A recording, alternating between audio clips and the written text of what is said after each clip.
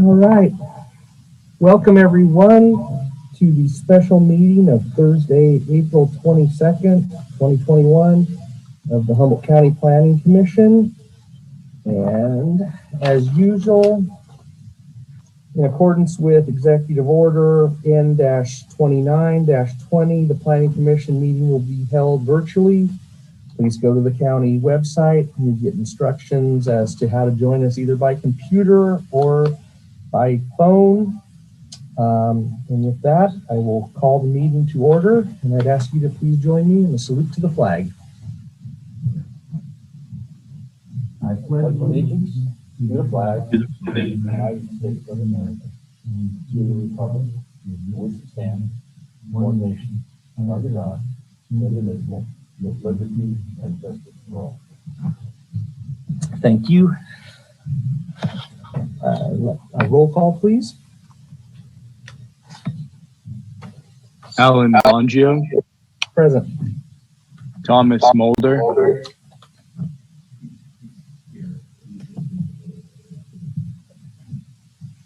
Noah Levy.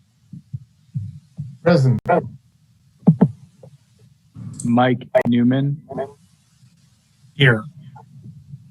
Peggy O'Neill. Here. Brian Mitchell.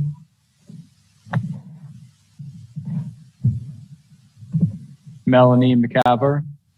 Here. Tom Mulder, are you there? Yes, I'm here. Right on. Looks like we have all but one, so we have a quorum. Do we have any agenda modifications, Director? We have no modifications to the agenda. I would point out that there is one late arriving letter. You received a draft letter from the city of Arcata yesterday, I believe. The final letter that was adopted by the city council last night came through in the email late this afternoon. So that's been forwarded to you. Should be in your inboxes. Thank you. So tonight, expecting that we're going to have a pretty substantial number of people wanting to speak, we're going to do our usual 3 minutes down to 2 minutes per speaker. And if possible, if you just want to say the same thing as what the last people ahead of you said, please just get up and say that and move on so that we don't just drag things out longer than they have to. I've already got, it looks like about 30 people lined up, 20-something people anyhow. And so I suspect that number is going to keep growing as the night goes on. And I hope the applicant is with us, and I'd ask that possibly they wait till the end so they can answer questions as they hear them, so they can, at the end, they can kind of recap everything.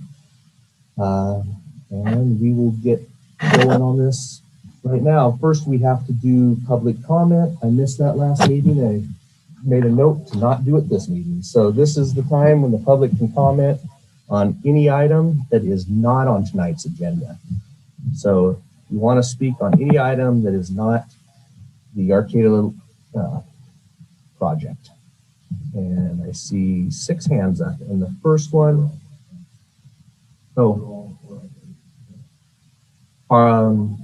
if you're, okay, I'm gonna, D. Hartman is the first caller that has a hand up.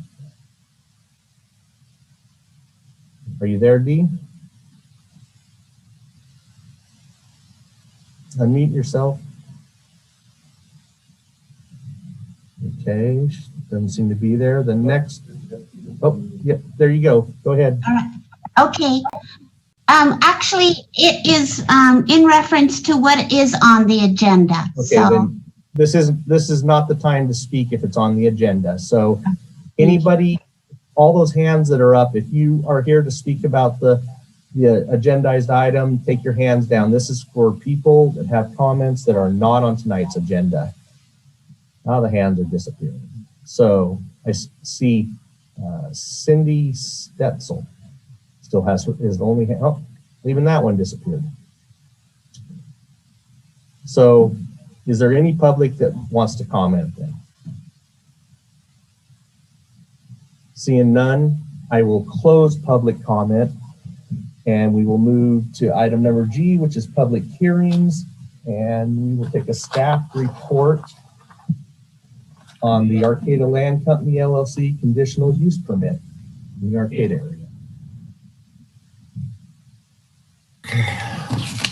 Good evening, Commission. My name is Rodney Andel, Senior Planner, Humboldt County Planning Department, and I will be presenting for the Arcata Land Company LLC conditional use permit this evening. If I may share my screen at this point, that would be fantastic. Yes. Okay, here we go. Can you guys see my screen? Yes. Okay.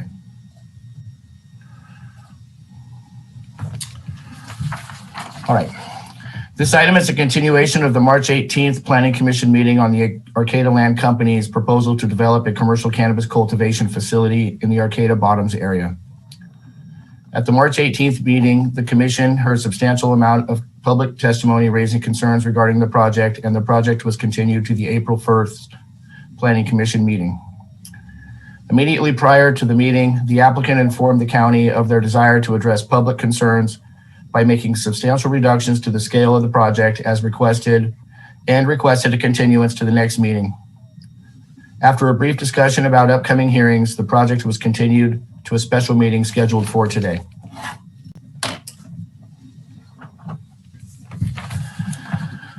As now proposed for consideration by the Commission is a conditional use permit for 8 acres of commercial cannabis cultivation on the site.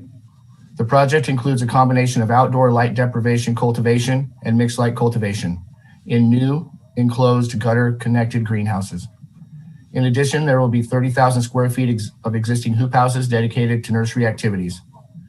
The project will also include ancillary support facilities. These facilities include 3 ancillary support buildings, 2 stormwater detention basins, and an on-site wastewater treatment system. Water for the project will be sourced from a permitted groundwater well with annual use estimated at 36 acre feet, which is 33.7 gallons per square foot per year. There will be a maximum of 80 employees anticipated for operation. Power will be supplied by PG&E. The parcel is accessed directly off Foster Avenue, which is a Category 4 road with a center line stripe. And the parcel is zoned heavy industrial with a qualified combining zone and has a general plan designation of agricultural exclusive. This reduction from the original proposed 22.9 acre project, which included 116 employees and 52 acre feet of irrigation water needed. All aspects of the revised project will be at or below the intensity described and proposed in the staff report submitted to the Planning Commission for the March 18th hearing. These changes do not affect or alter the analysis and conclusions of the draft initial study and mitigated negative declaration that was circulated from January 28th to February 26th of this year, because the project impacts are less than described and analyzed in the document.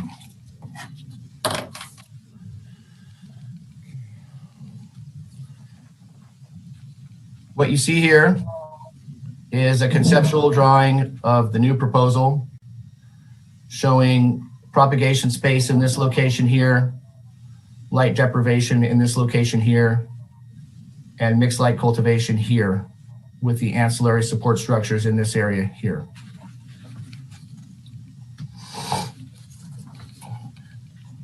At this time, I'd like to recognize that the City of Arcata has submitted a letter to the Planning Commission in response to overwhelming public comment received from Arcata constituents. The Arcata City Council requested that the county give very thorough and transparent review of the cannabis project proposed by the Arcata Land Company. Many of the community believe that this has a strong likelihood of causing health, safety, and nuisance impacts to neighboring residents, schools, and businesses. The City Council said that they understand that the Commission will need to make findings under CEQA, as well as the county zoning code and general plan. The Council has requested that the Commission specifically deliberate and ensure the findings address the concerns raised in the letter. Here is a list of the concerns mentioned in the letter. Setbacks to sensitive receptors, noise and odor impacts, runoff of pesticides, concerns about the water use from the well, the project's consistency with the current land use, and they wanted to ensure that the county retain regulatory authority to enforce against off-site glare.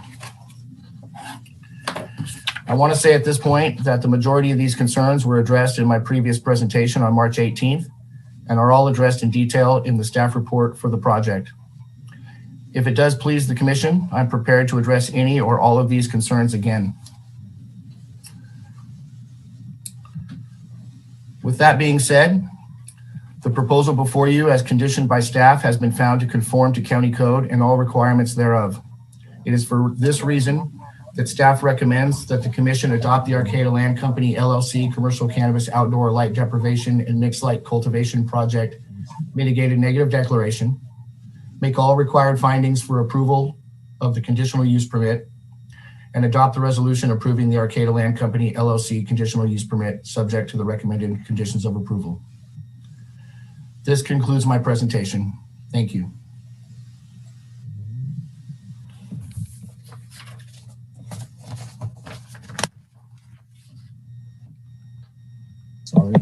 Sorry about that. I thought I unmuted, but I guess I didn't hit it right. Thank you, Rodney. Are there any questions for staff at this point from the commissioners? I have one. Go ahead, Melanie. I just was getting to the hands. Thanks. Yeah, I was just wondering if there could be a little bit of verification on the outdoor versus greenhouse proportion now that the size has changed substantially, and how many cycles? Thanks.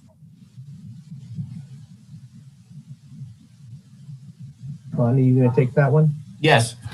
The proportion is 2.3 acres of outdoor light deprivation cultivation, which means there's no lights in the greenhouses. They just pull tarps. And 5.7 acres would be the mixed light cultivation. And staff does not have information on the amount of cycles required. That would have to be answered by the applicant. Who we're going to get Thank you. to in a second in a presentation. So maybe they can address that one at the same time. Johnny and Mike Newman has a question. Go ahead, Mike. Yes, thank you, Chairman. I just had a question on Rodney's presentation about the Arcata, City of Arcata's question about the glare in the county and maintaining control there. So I just wanted that brought out. I can field that. The CML, the ordinance, the CMMLUO requires that mixed light cultivation comply with the International Dark Sky Standards. And the county does retain regulatory authority over the CMMLUO and the enforcement of code violations. That answer your question? Yes, that did. I just wanted to make sure that that was out there and fresh in people's minds. Thank you. Thank you, Mike. And Peggy, is that you putting your hand up or? Yeah. Go ahead. So I think the answer, I have the answer, but I want to make sure it's said publicly because this idea that pesticides could be an issue has been brought up now by Arcata. It's been brought up by community members, and it's my understanding that pesticides are not used with cannabis, and I just want you to publicly reaffirm that to me. Pesticides are used in cannabis. I don't have their list here in front of me, but the ones that would be used would be like neem oil and things of that nature. I don't think they're proposing anything that's would be thought of as toxic. I would like to add that the excess water used during irrigation, they plan on recycling that water or evaporating it, and that there's no anticipated cultivation water will be disposed of by discharge, and no groundwater contamination or runoff of contaminants is anticipated. So I guess I don't know enough about what a pesticide is that's used in cannabis that's okay. So maybe you could explain that to the community and me. Or somebody like, I think one of the things that's really important to understand, if I could through the chair, Yeah, go ahead. is relative to pesticides, is that cannabis is very highly regulated, not only at the local level, but particularly at the state level. And so any pesticide chemical that would have a high degree of toxicity is tested for. And if it's found to be in the cannabis plants, those plants then are required to be destroyed. And so it is self-defeating for a cannabis cultivator to use those regulated substances on their crops because it puts them in a place of losing that crop. And that really is why a lot of times when we talk about the use of pesticides, there are some oils and some things that are used to control dust mites and things like that, but typically there are things that would also be allowed in our organic setting also. The very dangerous pesticides would not be allowed because that would leave residue in the plants. Thank you, Director. That answer your questions, Peggy? yeah, it does. And I just wanted to make sure that that was said publicly because it keeps coming up. And I'm totally against pesticides. I don't know the industry well enough, but as it was explained to me previously, I just want everybody to be on the same page because it keeps coming up. And I guess the company can reaffirm that also when they speak that they're not going to use toxic pesticides, because if they were, I wouldn't approve it. Thank you, Peggy. Thomas, I see you have your hand up. So I had a different question, but I'll piggyback on the pesticide first, if that's okay. Go ahead.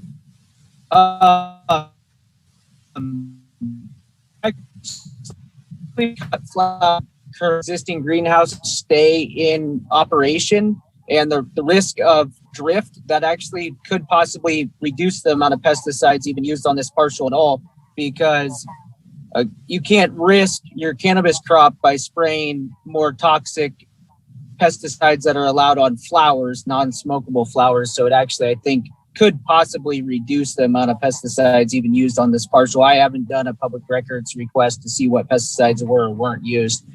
And the residual, just to piggyback with Peggy, the residual on the toxic ones, it'll stay even if it was sprayed on a mother plant. So any cannabis operator that's trying, any cannabis operator that's trying to stay in the regulated market is not going to even mess around with banned pesticides. So,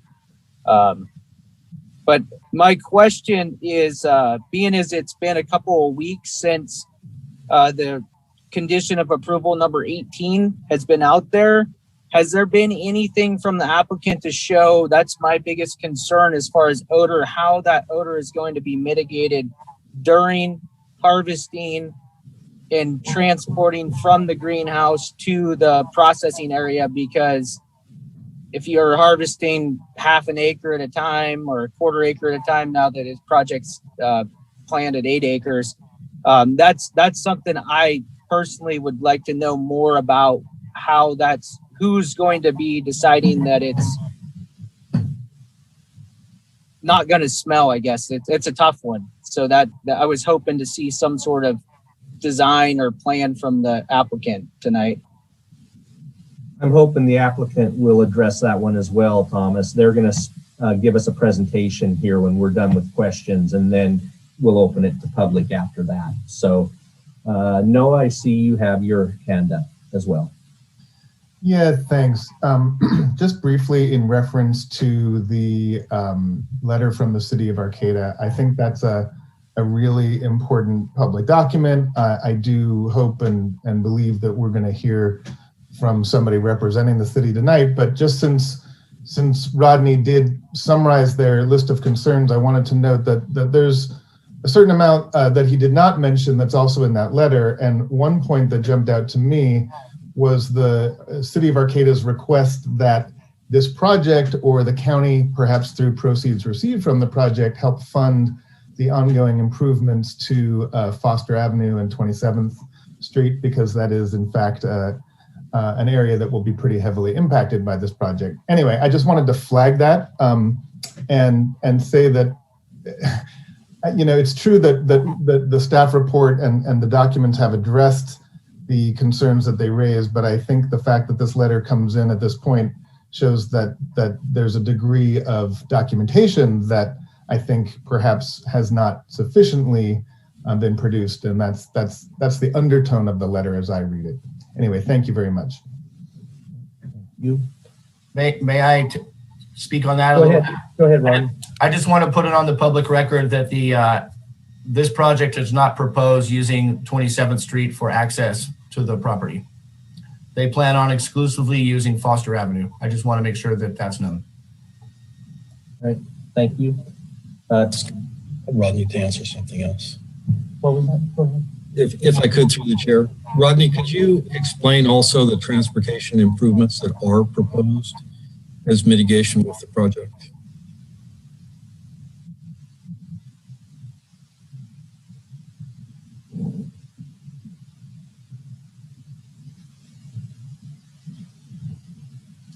He's getting there.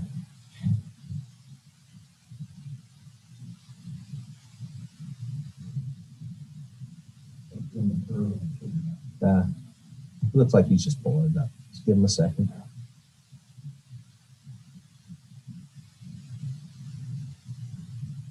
You're muted, Rodney. You're muted. I have 27 pages of staff report. I'm trying to fish to that spot here. Okay. The traffic study found that this project could possibly, and I want to state that the traffic study found that this project at 116 employees could possibly impact 2 intersections in Arcata, one of which, where'd it go?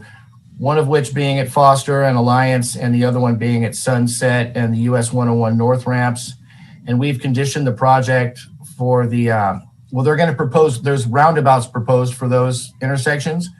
And the project is conditioned that the applicant pay proportional share fees to the city of Arcata to alleviate the project's contribution to the needed improvements at those intersections. So that is a condition of approval. Thank you, Rodney. You're welcome. Thomas, I see you have your hand up again. Yes, I had one other. I've received this in an email, but I just want it to be out there.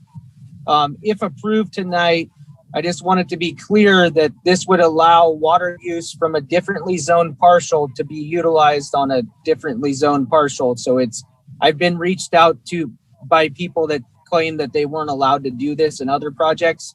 I have not looked into the relevance of if that was factual or not, but if approved, from my understanding, the well is located on a parcel zoned AE, parcel zoned MH. So I just want to make sure that that's on the record if that's correct.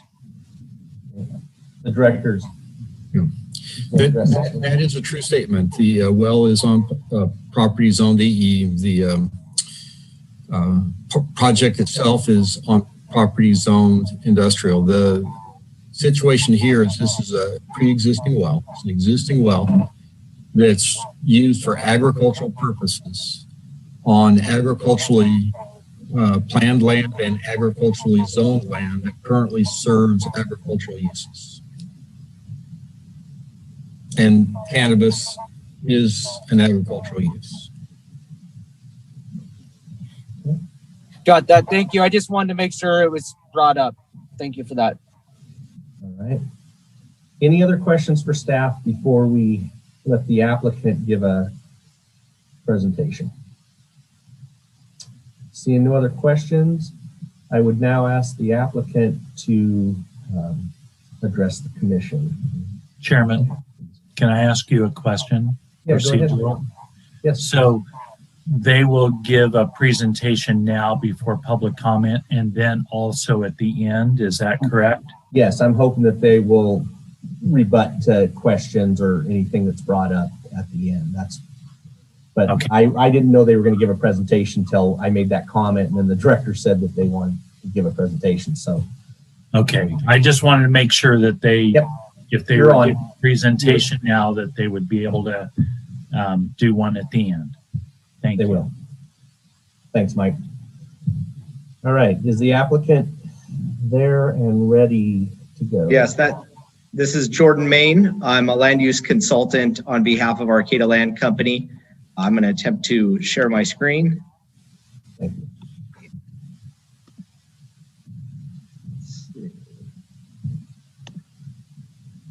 Please let me know if you can see the PowerPoint. Yes. Excellent. Yes. Okay, so thank you again. As mentioned, Jordan Main, and we're here on behalf of Arcata Land Company. Like to give you an update on the activities since our last hearing, which has been over a month ago now. It's sort of remarkable. Appreciate the opportunity to be here and address your questions and the status update. So we have a very brief presentation. I'm going to try not to repeat most of what Rodney said. We're going to give a quick summary of our review and consideration of the public input that was given at the last public hearing. We will give further detail on the reduced scale alternative that we propose, and then summarize for the commission. And I will address the questions that were also presented just a few minutes ago by Planning Commission. So this part summarizes the public input from the first Public Planning Commission hearing on March 18th. This by no means summarizes all of the public comment. We've obviously received many letters in addition to this, but the themes that were expressed at the March 18th Planning Commission hearing definitely play out through the comment letters we have received as well. So wanted to just give a high-level overview of the main topics and categories that we heard. Number one, by far was the project size, concerns from the public around project size. We obviously heard quite a bit of concern around the potential for odor generation. And I know, in fact, one commission question and comment around that just came up a few minutes ago, so we'll address that. We heard concerns around the distance to receptors, as well as some of the more standard CEQA categories such as energy consumption, air quality impacts, chemical usage, obviously fertilizers and potentially pesticides, water usage, potential for night lighting impacts, and noise. So we gave thoughtful consideration to these comments, took them very seriously, and proposed a reduced scale alternative in response to the public concerns. So as Rodney mentioned, this is 8 acres of cultivation. It's a 65% reduction from the previously proposed project. What we attempted to do in the graphic is to superimpose greenhouses as they would show up on the site. So the red outlined actually don't exist today, while the blue do. The blue are the existing 6 acres of greenhouses on the parcel. So just for scale, we wanted to show how this would line up. This gave us an opportunity to carefully consider where to place the greenhouses on the property, and we pushed them back further from the potential receptors. So I'm going to go through that in a little more detail, but not only did we reduce the project significantly in size, but also moved it further away from receptors. So the original analysis of the 22.9 acre cultivation project found less than significant impacts in all the CEQA categories. The significant reduction and increased distance to receptors further lessens potential impacts in the key environmental categories, including water, energy, potential for odor impacts, noise, and traffic. So as I mentioned, there is a significant reduction in size of approximately 65%, and an additional setback to the closest residence of approximately 700 feet. So in summary, the project has been reduced in size to address community concerns. As detailed thoroughly in the first Planning Commission hearing, on a larger scale, it complies with all requirements of the Humboldt County Cannabis Ordinance. The project will not result in significant environmental impacts, and even at a smaller scale will still produce substantial economic benefits to the county through job creation and tax revenue. So as I mentioned, we mainly wanted to summarize the reduced impact reduced scale alternative, but I did note a number of questions, so hopefully I jotted them down correctly, so I wanted to go through those. One question was around the anticipated number of turns for mixed light and outdoor. So we would anticipate up to 6 turns for mixed light and 3 for outdoor. And we can have the operator from Headwaters explain that in more detail, their growing techniques. The pesticide discussion was accurate. I appreciate John and Commissioner Mulder's explanation.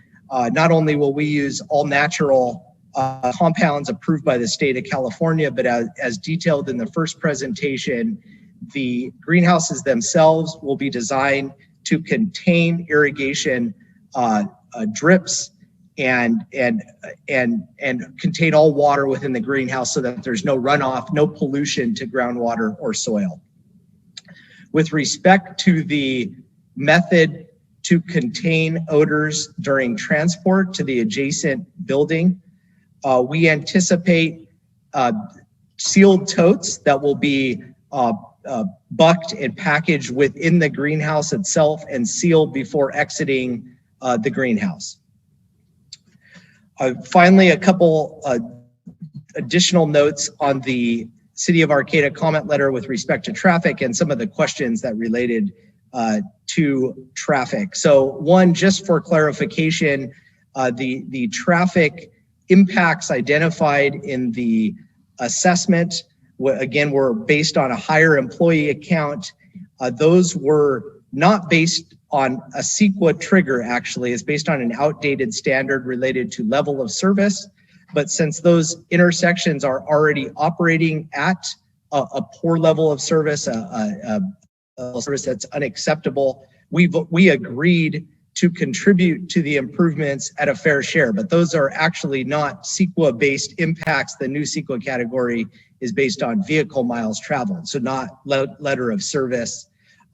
Rodney's accurate that the project will not utilize 27th Street, and the impacts now would be limited to 80 employees, up to 80 employees driving to and from work.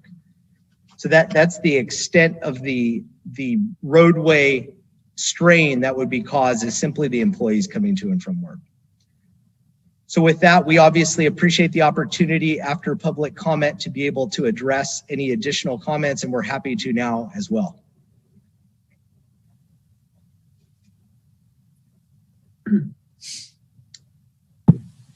Please hang on for a second, Jordan.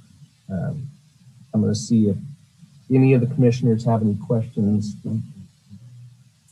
Yeah, can you minimize your screen or? Oh, sure. There we go. Mike, I see you have your hand up. Would like to ask him a question while we have you here. Yes, thank you, Chairman Bongio. You mentioned something about when you were talking about turns on the amount of grow spurts going on there. You said outdoor. So what does that mean then? Because I thought this was all in the greenhouses. So that's kind of a misnomer, maybe, that I want to make sure is put out there because you said outdoor. Good catch, Commissioner Newman. That was, I misspoke. The two forms of cultivation on this project, as you correctly point out, one is mixed light within greenhouse. The other is deprivation also within greenhouse. Thank you. Thank you, Mike. Thomas Mulder. Go ahead, Thomas. On that one, I think you might have just been saying outdoor per county code. That maybe that was the confusion there. But my question is on I'm hearing that the cannabis will be bucked down inside the greenhouse in totes. That's going to be tight to do everything inside of a greenhouse without any type of apparatus attached to the greenhouse or something like that. And what would be, I mean, what if the tote lid or something? The odor going from the greenhouse to the drying area is something I raised concern before the scale back. And I'm curious how that's going to work. Understood. It'd be a good chance for Tristan Strauss from Headwaters to maybe add a little color to that. Tristan, are you able to answer Commissioner Mulder's question? Yeah, absolutely. Thank you, Jordan, and thank you, Mulder, for having the interest in this component of our operation. So we run a really similar process in other greenhouses throughout the state, where we simply harvest a certain percentage of the greenhouse on a regular cadence. So we're never harvesting the entire greenhouse at any moment in time. Within each license is a designated area to weigh the product that we're harvesting to collect the wet weights per plant. And so at that point in time, using the scale and using that allocated space in the walkways, we then convert those plants from growing plants and get the wet weight and put them in the totes, seal the totes, then transport sealed totes into our drying facilities. Thank you. You're welcome. Thank you. Melanie, I see you have a question. Yes, thank you. Last time we reviewed this project, I had, after we heard of the changes in terms of the size, I had asked the director whether the number of employees would be kept the same. And it was to his knowledge at the time that there would be the same number of employees, and which I find surprising, but great if that's true. But then I noticed that you are estimating a lower volume in terms of employees arriving by vehicle, at least. And so I'm wondering what the estimated number of employees is at this point. And then I have one more question after that. Okay, with respect to number of employees, we took another look at it, attempted to be conservative as we looked at the revised operation, the scale down. It's not a direct line drop. For example, the employee count does not drop 65% in a straight line with the cultivation. We currently anticipate with the revised project, we would have up to 80 employees. Okay, thank you. And then my second question is regarding indoor versus outdoor. What is the reason as to why you don't have more outdoor? Is it driven by your economic model, or is it by a perceived opposition to outdoor by the public?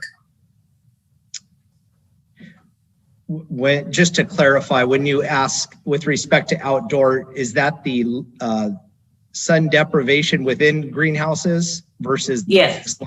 Yeah, the one difference being one will utilize mixed light while the other utilizes only sun.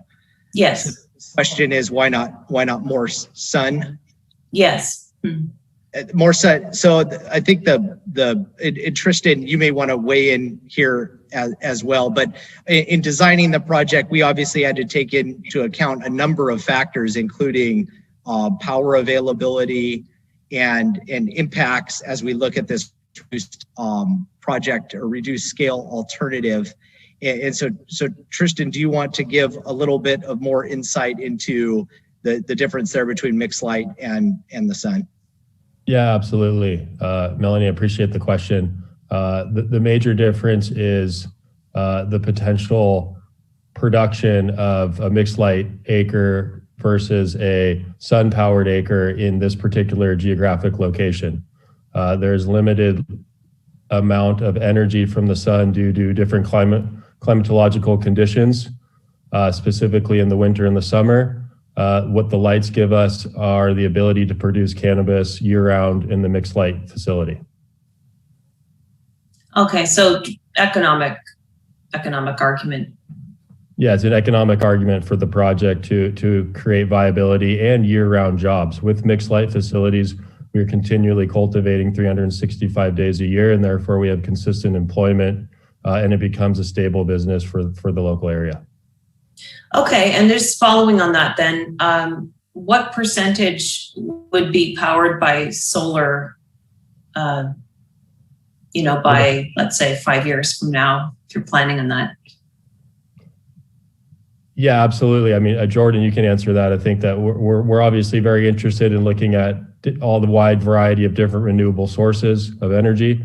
I think that the current process is to get the project off the ground and assume that our intention is absolutely to look at all different possible sources of energy for this project.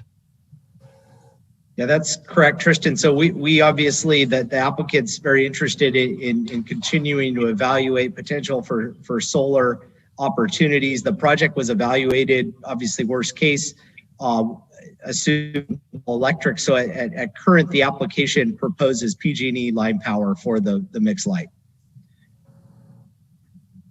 Okay, thank you. Melanie, any other questions at this time? Seeing none, we will now open it up for public comment. And let me get over to the attendees. And it looks like we have about 10 right now, but they'll keep adding on. So we're going to go with 2 minutes per speaker. Please try to keep to that. We will cut it off if you go beyond. I don't like to have to do that, but I'm trying to make it fair to everybody. So the first speaker is Paula Proctor. They can. Okay, go ahead, Paula. Happy Earth Day. I find it really timely and appropriate that today's meeting about the cannabis grow is being held on Earth Day. The theme of Earth Day this year is Restore Our Earth, and I feel like that's a really great reminder of that this can be done by carefully considering our choices. I've written letters to your board in the past and to our city and other county officials in the past month, along with a number of others in opposition to this project. And my understanding is that you need facts in order to make decisions about what plans are best for our neighborhoods and communities. And if you've read all of our arguments and facts thoroughly, the facts given by folks against the project clearly indicate that at least an environmental impact report is necessary. And finally, last week at our church, the deacon spoke about doing what's right for the good of the entire community. And I'm asking you all to take a deep, honest look inside and challenge yourselves to truly represent the over 600 people who've signed petitions and other Humboldt County residents by not placing this industrial-sized cannabis grow adjacent to this wonderful, caring, thriving, and healthy neighborhood. And I'm just asking you to please do the right thing. Thank you. The next caller is Will Franken.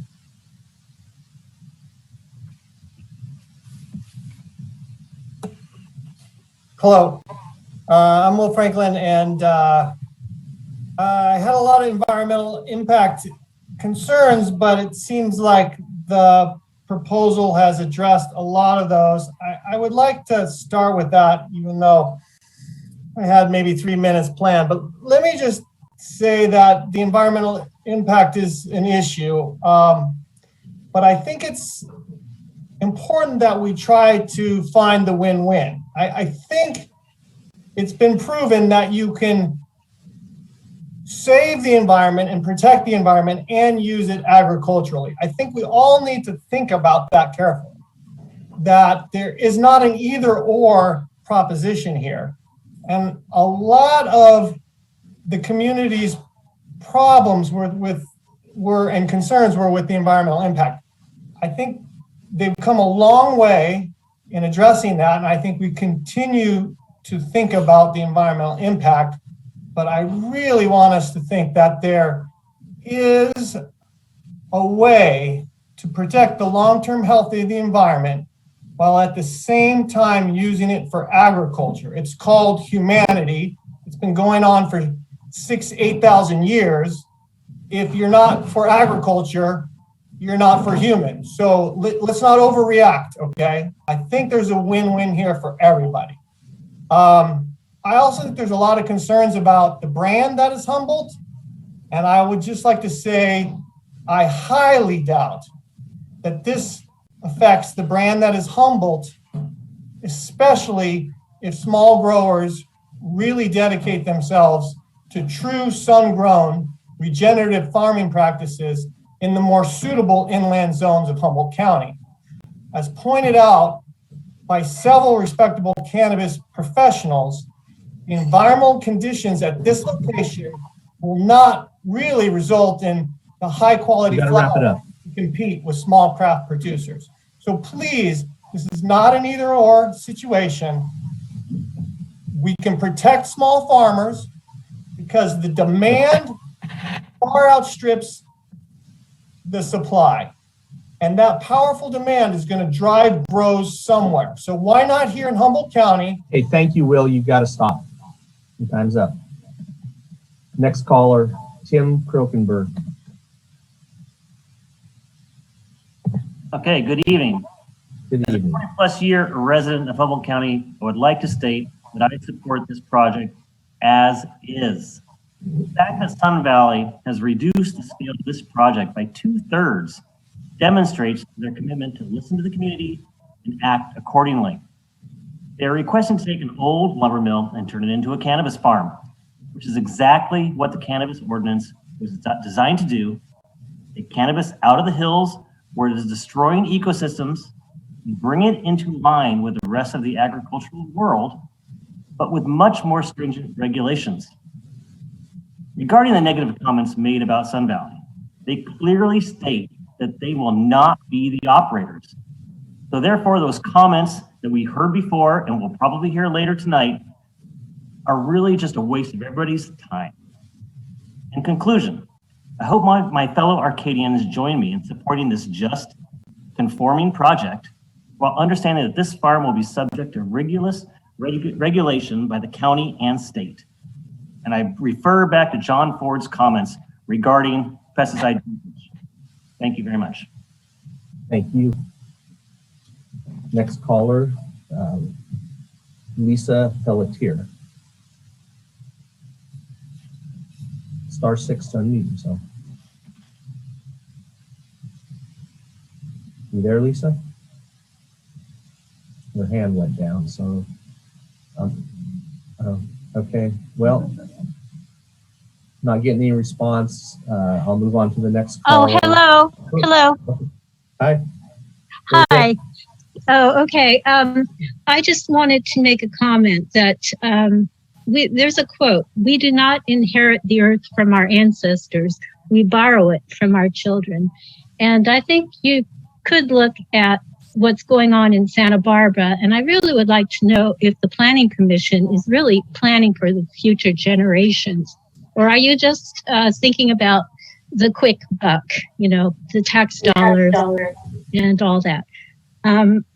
We need to start thinking about future generations. And also, this company has not been a good actor. They have poisoned the fields.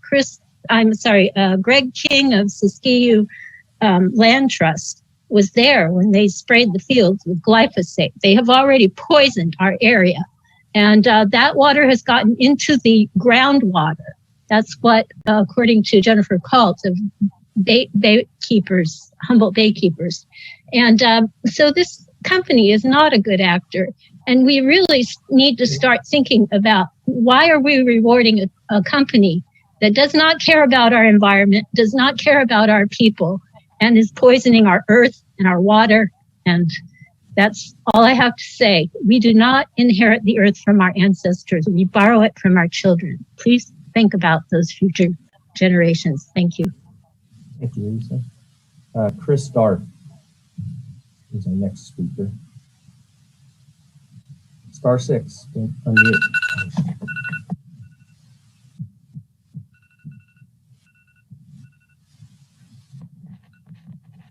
Can you hear me? Can you hear me? Yeah, go ahead. Thanks. Good evening. My name is Chris Dart, a resident of Arcata. I just wanted to express my support for this project approval. Sun Valley is an important business in the city of Arcata and the county of Humboldt at large. They employ over 450 jobs here, and this project is important for them and their ability to continue to survive. They've made changes to the project based on the feedback that they received from the community and the commission, and I think that should be recognized. And I just wanted to say I think this project should be approved and allowed to move forward. Thank you for allowing me the opportunity to speak. Thank you. Next caller is Lisa, please.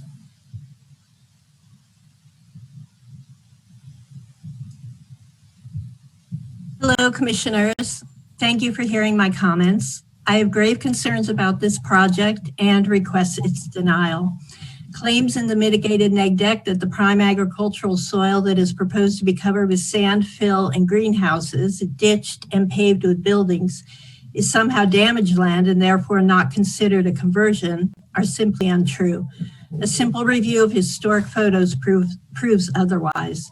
If you are not willing to deny the project, I ask that you require an EIR, specifically to analyze all of the issues already identified by many in the written record.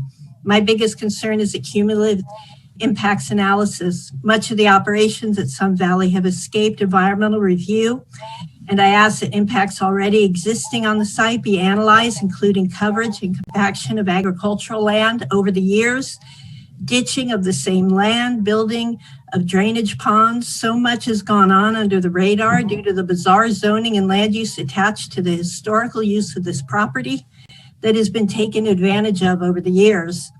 Let's face it, Sun Valley Bulb Farm is an environmental hazard. It needs to be reined in.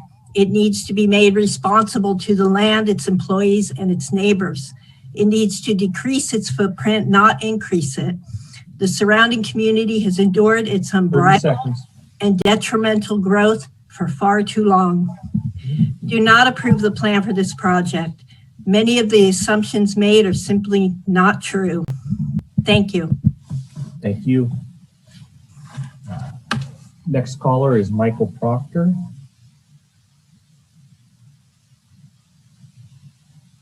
Yes, thank you. Just a couple of things that I keep hearing brought up are problems aren't anticipated.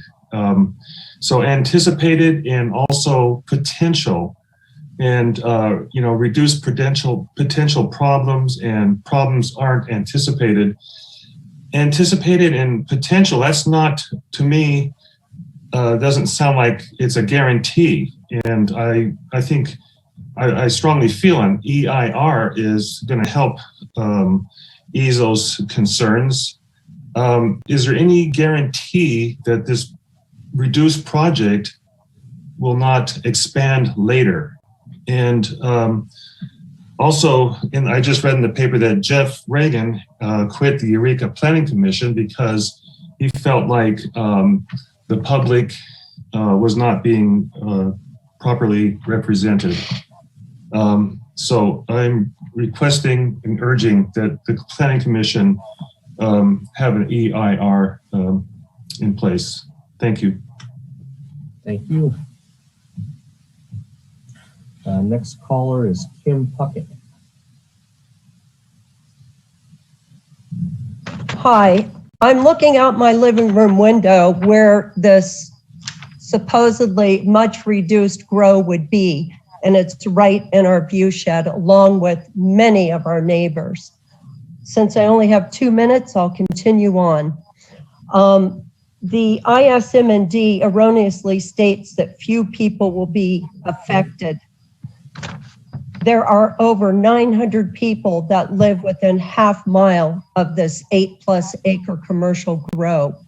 The county's own cannabis FEIR from 2018 says that new cannabis projects such as this will result in particulate matter emissions during harvest season that would exceed the North Coast air quality threshold, and the impact would be significant and unavoidable. It cannot be mitigated. A population such as this within half a mile with a 40.9% poverty rate is already at an economic disadvantage. And this would be forcing them to deal with air quality concerns and health consequences that more affluent populations are not. This is not a pretty picture when viewed through the lens of equity. Please vote no on this project, or at a minimum require an EIR. There is substantial evidence in light of the whole record before the County of Humboldt that the project may have a significant effect on the environment. and an environmental impact needs to be prepared. Thank you. Next caller is Catherine Malia. Hi there, this is Catherine Melia. I'm sorry. I just want to say that whether this was, hello? Yes, go ahead. I just want to say that whether this was my neighborhood or another neighborhood, I am opposed heavily, our whole household is, to any size commercial grow so close to schools and neighborhoods. There are so many, there's numerous counties now and communities that are facing the negative repercussions of allowing these big grows. And no, this isn't any longer 23 acres, but it's still a big, significant grow. Your position surpasses just checking those boxes. Our community members rely on people in positions such as yourself of authority to act on behalf of our community at large, not on behalf of one company or the potential profit to the county. Our community opinion weighs heavily, especially when the community will be the ones that have to endure the burden of all the negative impacts. This isn't a rich little neighborhood. We are a working class neighborhood. We have worked hard for our homes. We have worked hard for what we have. No, we're not living up in some gated community to where this will never affect us. We are the working class. We are the taxpayers. Sun Valley and Arcata Land Company have more properties. They have properties that are further away from neighborhoods. A good compromise would be that they relook their operation. This was facilitated through the county with the Blue Lake Grow, where there was less homes, less people affected, and less people that logged into the Zooms to protest it. So I ask that please don't give Sun Valley special treatment and advantage and force us to endure the burden. Thank you. Thank you. Next caller is Rebecca Crow.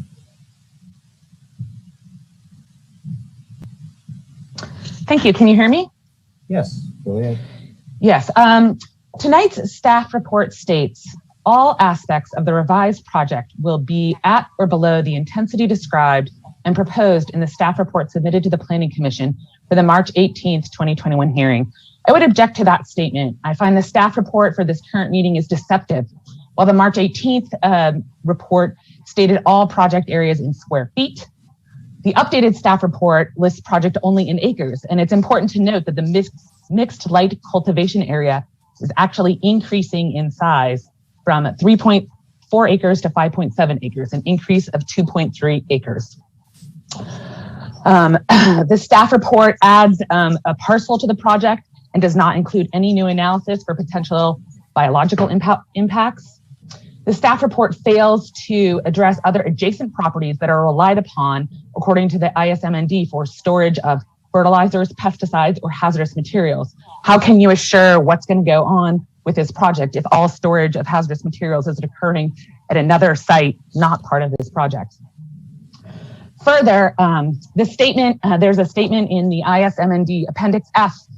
The Wallace Group prepared a stormwater management plan. Their memo dated September 23rd, 2020 states that runoff from the hoop houses will be conveyed to stormwater retention ponds. 30 seconds. And that the stormwater retention basins will be designed to allow for infiltration into the soil, and that each basin will be equipped with an outlet structure which will allow excess flow from larger storm events to be controlled and drained to the existing ditches adjacent to the property. Thus, their own documents say that they will have stormwater runoff. Per CEQA Public Resources Code, Division 13, Chapter 2.6, there is substantial evidence in light of the whole record before the County of Humboldt that the project may have significant effect on the environment. An environmental impact report needs to be prepared. Time is up. Thank you. Thank you.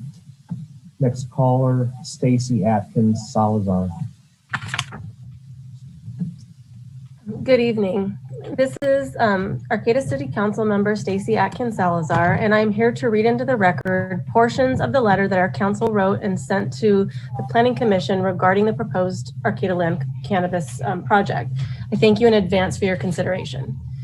The City of Arcata is writing this letter in response to the overwhelming public comment received from Arcata constituents.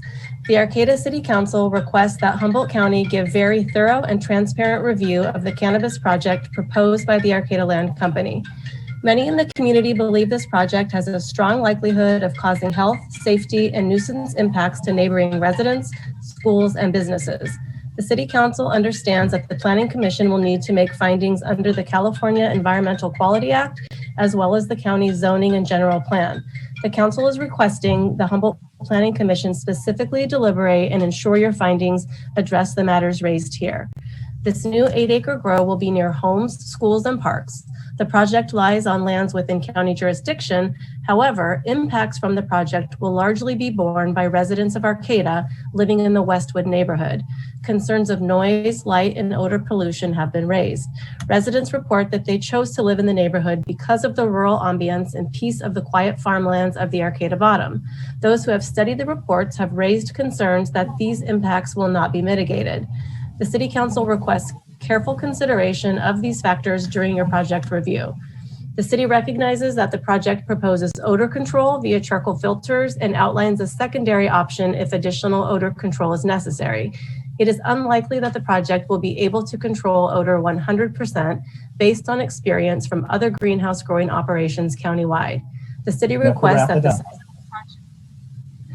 Pardon me? You're gonna have to wrap it up, so keep going, but I'm gonna let you a little leeway. Okay. You're out of time. All right, so in closing, the city wants to emphasize that many city-county residents have raised valid and significant concerns regarding the depth and breadth of the environmental analysis and the ability to project to mitigate neighborhood impacts. Additionally, please consider the cumulative impacts of potential and future projects in the neighborhood. If you find that the cumulative impacts are not fully mitigated, an environmental impact report should be considered. Thank you for your careful review and attention to our local concerns. Thank you. Next speaker, Terrence McNally. Hey, thanks very much. A long-time listener, first-time caller. First, I want to thank the Planning Commission members and Planning Department staff for holding this special meeting. There's surely a dozen other things you could be doing tonight. I'll keep my comments brief. As a 23-year neighbor to Sun Valley, we always knew the flower company's expansion or contraction was in the cards. That's business. It's their business to pursue new business opportunities. However, this particular project brings with it numerous potential impacts to the 900 residents downwind. And that said, Sun Valley is yet to quantify those potential impacts through an EIR. Let's please slow Sun Valley's roll, require an EIR. Many neighbor concerns will likely be mollified through a thorough EIR. And the company will be fine. People will be still smoking pot a year from now, and they will have a full market then. Let's get an EIR going. Thanks very much. Thank you. Next caller is 7548. *6 to unmute. My name is Peggy Bell Hans. I live at 2859 Wyatt Lane. The more I hear and read about the Sun Valley Arcata Land Company, the more upset and frustrated that a project of this enormous size, even downsized, was ever considered so close to neighborhoods, schools, churches, parks, and soon assisted living and memory care for the frail elderly. Let me reiterate from previous statements and letters to you that we were not notified about this project. This project will be the largest grow in Humboldt, just outside the Arcata city limits. That is my street, Wyatt Lane. We are not opposed to cannabis, but we do not want any cannabis grow on the Arcata Bottom. It is not the appropriate climate to grow cannabis without enormous output of energy to keep fans and dehumidifiers and lights going 24/7. It is cold, damp, and windy most of the year. What's going to happen when the fire season starts and the PG&E does a public safety power shutoff? Do they get special priority and we in the neighborhood go days without electricity? More importantly, the water usage has not been thoroughly assessed. There is so much we do not know going forward with California's ever-growing drought and climate change crisis. Just look at the news today with Governor Newsom declaring a drought emergency to our south. Will we be next? Where is the enormous amount of water going to come from as we go into this as it gets worse? I'm an occupational therapist by profession. I have real concern with the soon-be-built Creekside complex that includes a 100-bed assisted living facility and memory care unit. Many of these residents will have pre-existing conditions of cardiac and pulmonary disease. How will the downward pollutants and odor affect them and their quality of life?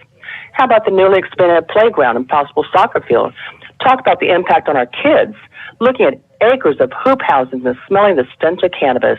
Is this really what we want to teach our children? Is this really what we want in Humboldt? Thank you. All right. Please try to keep to the 2 minutes, everybody. Next caller is Lisa.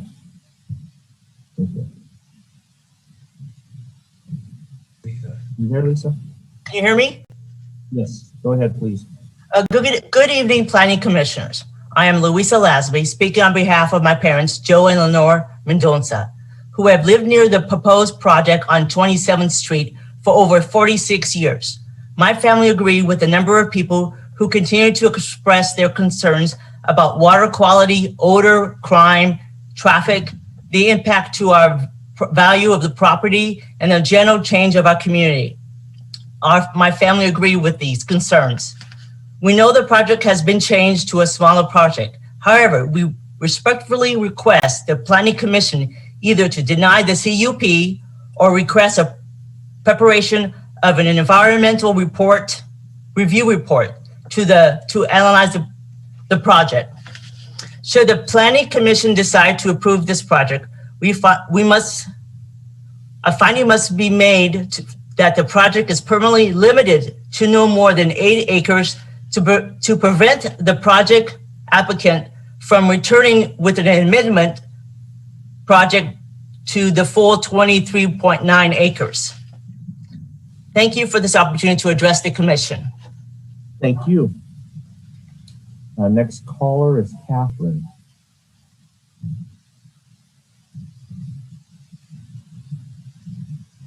You there, Catherine? *6 to unmute.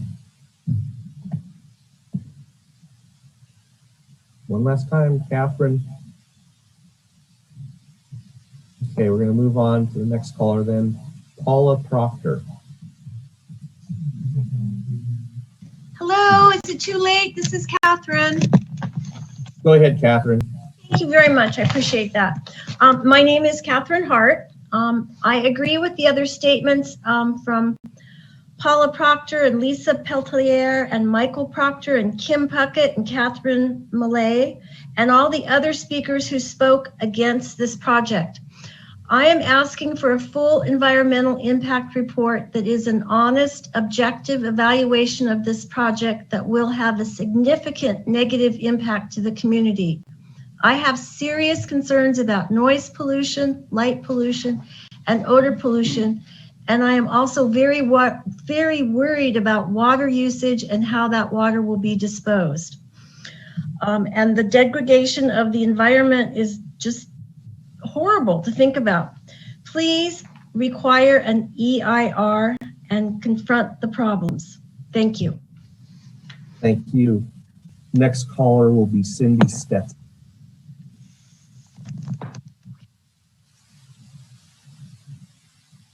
You there, Cindy? Hi there. Can you hear me okay? Yeah. Thank you so much for taking this special meeting this night. I really appreciate it, as I'm sure we all do. Approving this project is an economic choice and a social choice for our county. According to the 2019-2020 budget for Humboldt County, Sun Valley's payroll alone represents 5% of Humboldt's total economy. Sun Valley spends $12 million with local vendors, which represents 2% of Humboldt's total economy. Combined, that means Sun Valley contributes just shy of $40 million in payroll and vendor expenditures annually. 7% of a budget doesn't sound like a lot, but finding a different avenue for $40 million per year of our county's budget seems huge to me. Additionally, if you Google property tax Humboldt County, you'll find a list of the top 25 taxpayers for 2020. Sun Valley is listed as number 2, only behind PG&E. Denying this project means every property owner on this call will see property tax increases to cover the loss. Secondly, I want to talk about competition. Several of our local growers have expressed concern over this project diminishing cannabis quality in the market and detrimenting the brand. With all due respect, that makes no sense. This project could bring additional competition to the market, but that's a good thing for the cannabis market as a whole. Competition helps to increase consumer awareness and market penetration. Increased competition allows higher quality, superior brands, and a tiered segmentation for the consumer market. It's easy to find examples in our lives how this resonates. Think about Starbucks, think about Coors, think about Miller's Light. Big grows are not bad for quality. Thank you so much. You. Next caller is Public 7708.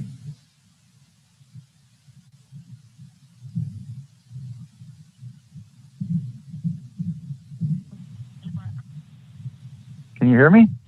Go ahead. I just want to say, first of all, happy Earth Day, everyone. My name is David Mormon. I live on 27th Street, have for 30 years. I need to explain today why I am loving and honoring our Earth by being against any size of mega grow in my neighborhood. I just have to say how weird it is, this idea I keep hearing, that because prime agricultural land was once marred by industrial waste, we should keep it zoned for that, keep polluting instead of healing it. Some people believe the earth is ours to do as we please, but an impending future of climate disaster should dissuade us all from that kind of thinking. People who are lucky enough to own those many acres in my backyard should either learn how to nurture it or find someone who can. I think it's the job of local government to make those determinations. There should be laws against doing anything that adds unnecessarily to our carbon footprint. Yes, I know, I get it. Some sacrifices must be made, but neither personal profit nor an increase in public revenue should be included on that short list. Ecologists know that undeveloped land is necessary for the health of our fragile planet. Here, right in our backyard, is a great opportunity to honor that fact.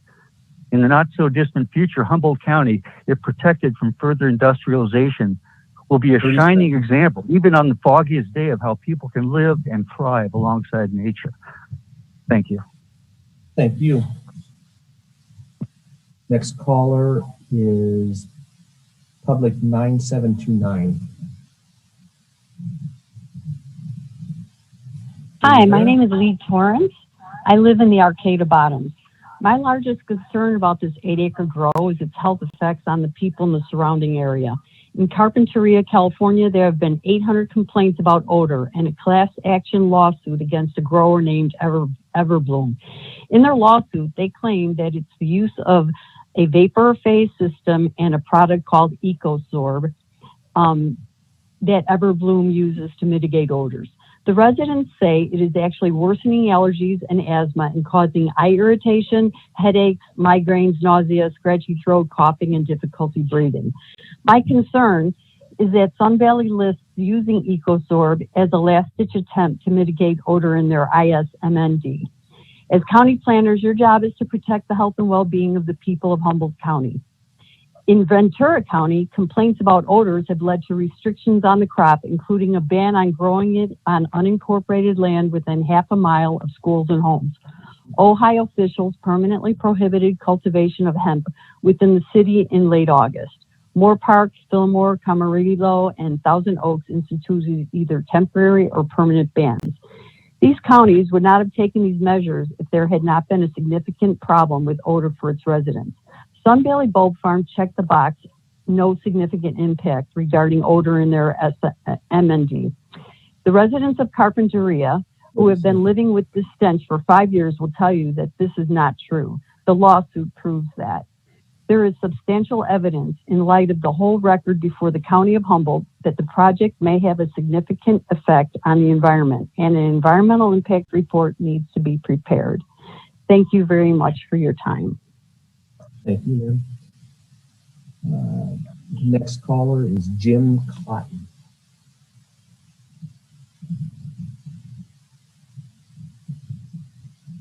You there, Jim?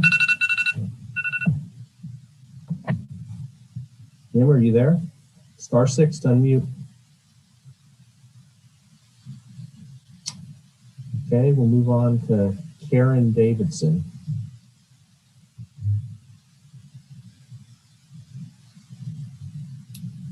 Go ahead, Karen. Hello.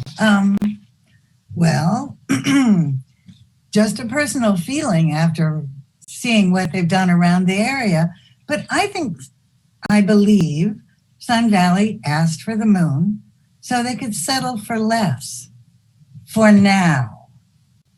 They know an EIR is needed, but they're afraid of an environmental review because they are the largest polluter and energy consumer in the county.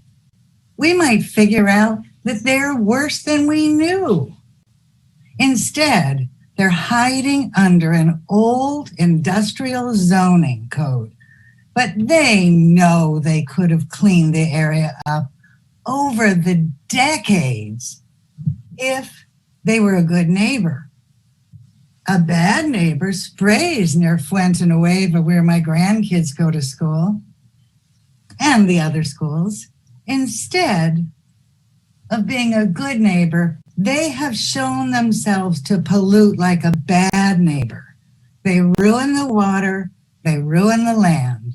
You can see a lot of it just by looking at the Google Maps. So I believe they should be denied entirely because I don't believe they can be trusted. You wouldn't trust someone with that kind of a resume to be hired by you or to marry into your family. You wouldn't even want them in your church because they're not a good neighbor now. Why should we trust them in the future? That's the end of my thing. Give an EIR. Let them show how bad they are. Thank you. Time's up. All right.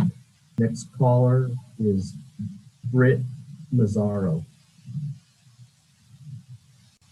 Hello, good evening. I am in support of this project and hoping that people can see the international benefits once cannabis does become legal throughout the entire United States of what this will put for Humboldt County on the national and international map. Thank you. Thank you. Public 3678. Go ahead and unmute yourself. Star 6. Are you there, 3678? Moving on to the next caller, Kay McNally.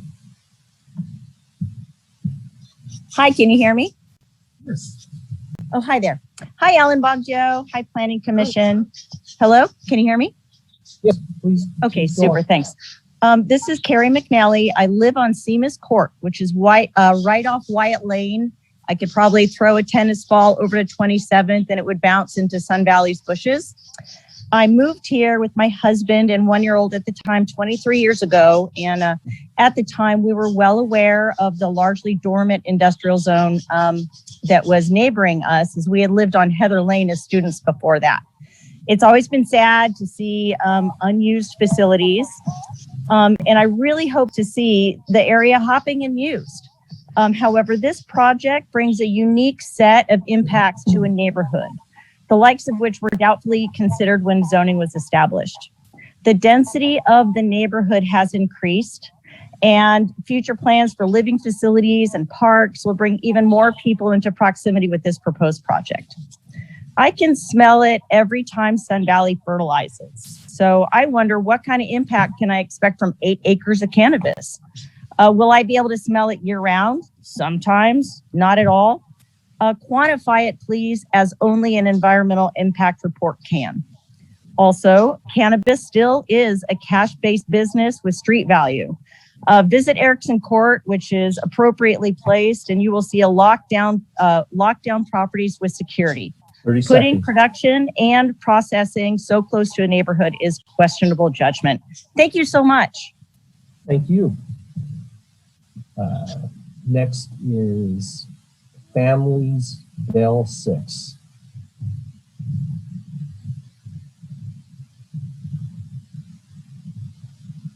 You there? There we go. Yeah, I'm here. I I've been in the agricultural business for about 40 years, and I've served Arcata for the 40 years, and I've been done quite a bit of business over the years with Sun Valley Floral Farms and all the other farmers. And what I see is that Sun Valley's always been there for employees and jobs and taking care of their employees as best as they could, where I've watched the dairies in Arcata Bottoms and the other farmers in Bottoms go out of business. I can remember that over the 40 years of struggles that they've had to get where they're at today, but yet their management core has always tried to be positive to produce a good crop for their customers. And I feel that for what they've done and where they're at for the 40 years, they've done a very good job. And I do quite a bit of business with Sun Valley, but I also think about the people that they support and the families and other businesses that they support. And it's very important to the community. Thank you for your time. Thank you. The next caller is D. Workman.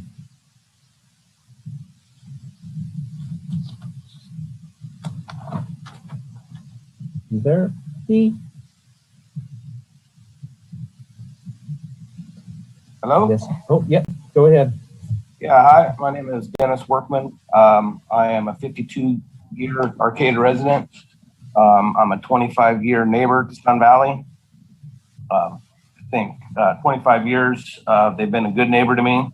I think there's a lot of untruth going around about neighbors and being a good neighbor. I highly support this project. Please approve it. Thank you. Thank you. Next is Cindy.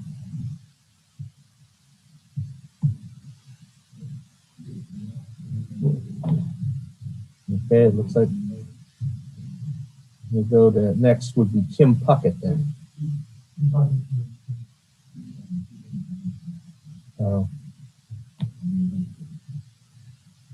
So don't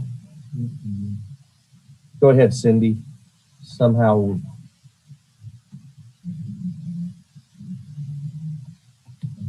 go ahead, Cindy, if you can unmute yourself, *6.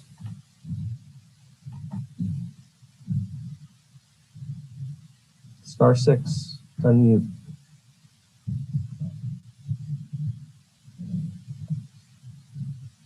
Okay, let's move on. You say, so go on to Ryan.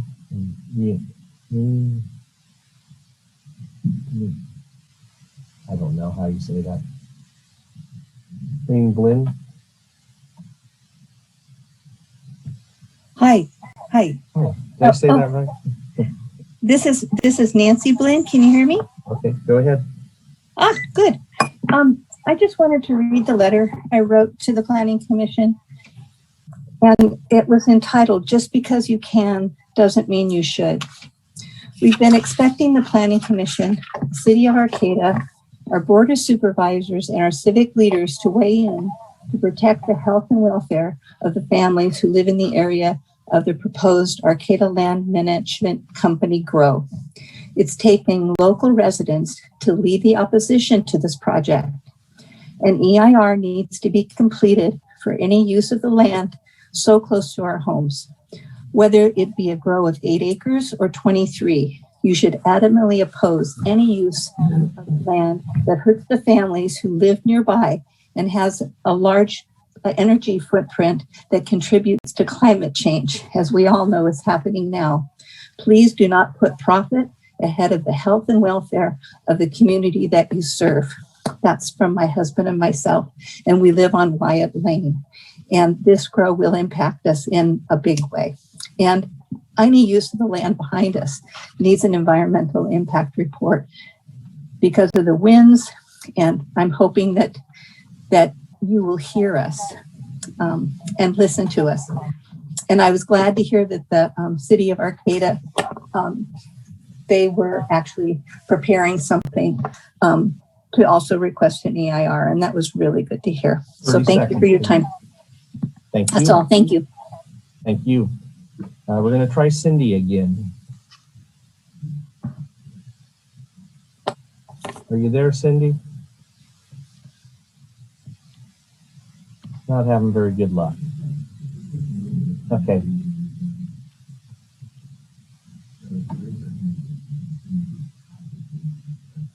Are you there, Cindy? *6 to unmute. Can you hear me now? Yeah. Go ahead. Okay. Hello. I'm a resident of Arcata, and I strongly oppose any cannabis grow on the bottoms. The 8-acre grow is less than the 23 originally proposed, but 8 acres is still huge. I hope you saw the map of what it would look like if it were on the plaza and surrounding area. The visual is shocking in terms of its size. Just because Mr. DeVries decided to decrease the size of his proposed grow shouldn't make him look like the good guy here.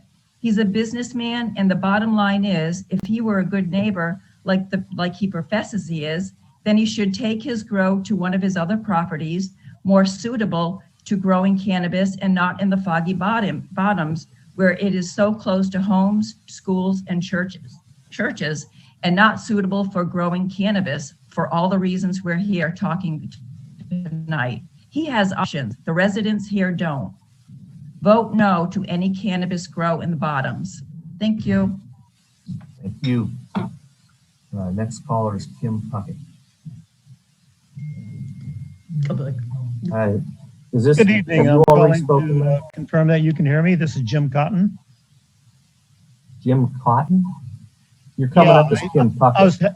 I was having, it is Kim Puckett's computer. I was having problems with mine, so I signed in. First of all, thank you for hearing this evening. I had a question for Tristan at the end. Hopefully he can answer. He alluded to the fact that there was going to be 6 rotations, which is significantly different than the ISMND. And I'm wondering if this is going to be a year-round grow where we're going to have to be submitted to the stench of this project. Also, I agree with a lot of the callers that have called in earlier requesting an EIR for this project because of its enormous size and odor. The final environmental impact report that the county had done at the cost of $240,000 clearly stated that the cumulative impact would be significant, unavoidable, and considerable. And that was both for the air quality and for the odor. Everything else I think that I wanted to speak about tonight had been addressed. I would just like in closing to say that in order to make a truly informed decision, it must be based on good data, and thus the reason for an EIR. Thank you so much. Thank you. Next caller, Linda Swanson. I'm glad you got in there. Are you there, Linda? Hello? Yes, you're there. Okay, go ahead. I'm using Linda's computer. Okay. All right. I just want to say my name's Richard Simpson, and I'm a long-term resident of Arcata, raised my family here. And the Arcata Bottoms were always a very special place for all of us, kind of a wild land. It was someplace that was almost natural. And knowing the nature of businesses and such, I'm afraid that once a big grow gets going, it's going to be a matter of time before more and more people want in, and the pressure will be on to increase the size of all of these projects with new companies. So I do not support it, and I do think they do need an environmental impact report. Thank you. All right, thank you. Next caller is Tina.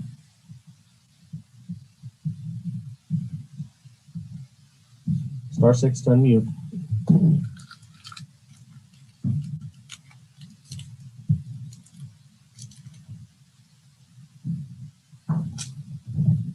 Okay, we'll move on to, oh, there she goes. Go ahead, Tina.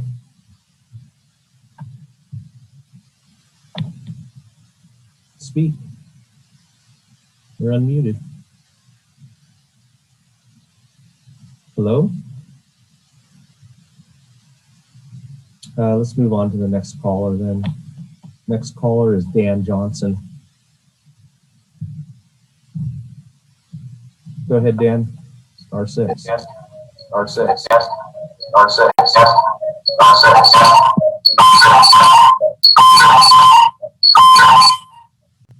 Hello. Can you hear me, Alan? Yeah, go ahead. Oh, sorry about that. I had a bad echo there. So I'm Dan Johnson, a resident of Bayside, California. And, I'm just calling to, first of all, say that we totally support the project. We own all the property that's next to this property. It's consistent with what this property has been used for 50 years. And I've been partners with the Sun Valley Group and for now over 20 years in a project that we're working on in the peninsula. And, I found them to be honest, and they have a tremendous amount of dignity. They do what they say they're going to do. And, all this rhetoric with people getting up and saying things that aren't really grounded facts. The reality of it is this project's consistent with what we want in that area, what the general plan is. They create jobs, and unequivocally it should be approved. So thank you for the opportunity to get on and speak, and good luck with the decision. Thank you.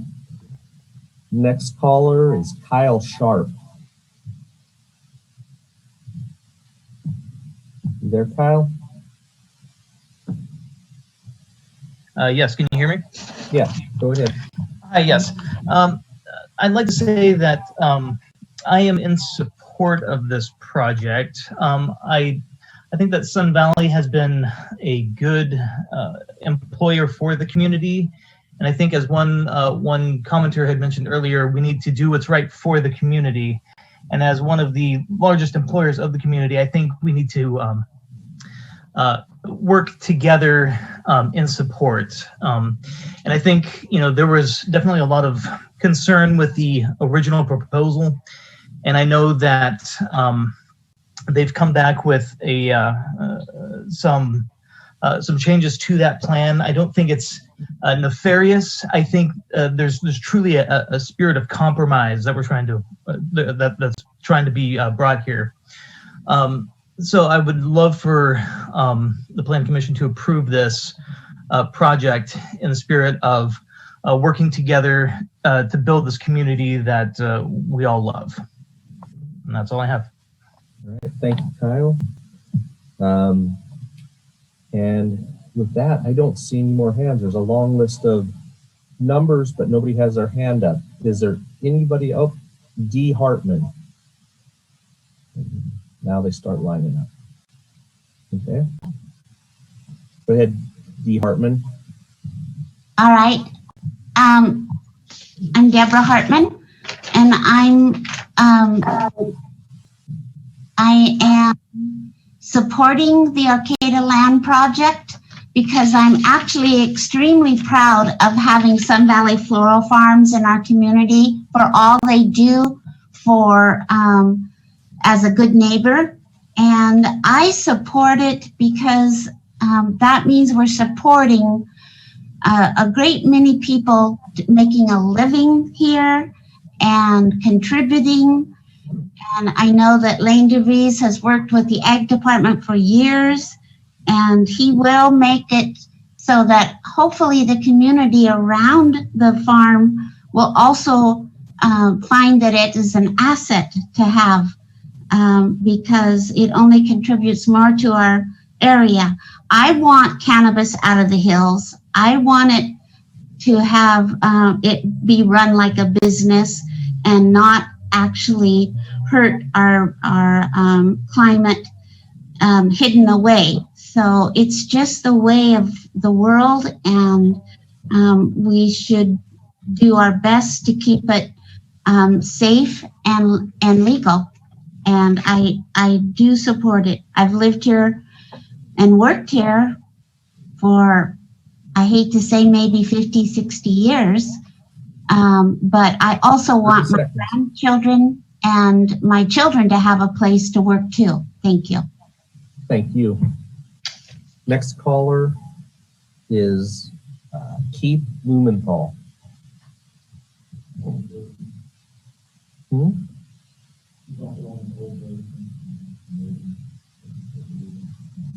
We have to bring him on in a different way, so it takes a second. So bear with us.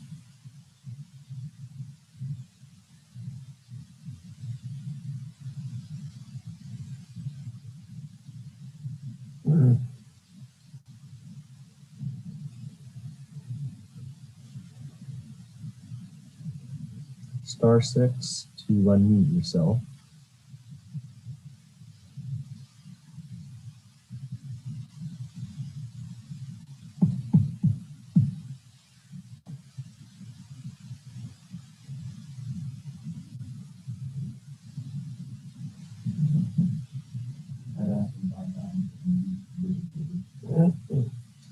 We're going to give this just a little bit more, and then we're going to move on. Hello? Hi. Yep, go ahead. Okay. Yes, my name is Keith Blumenthal. I've been a resident of Humboldt County since 1981. I've been a nurse at Red River Hospital for a long time.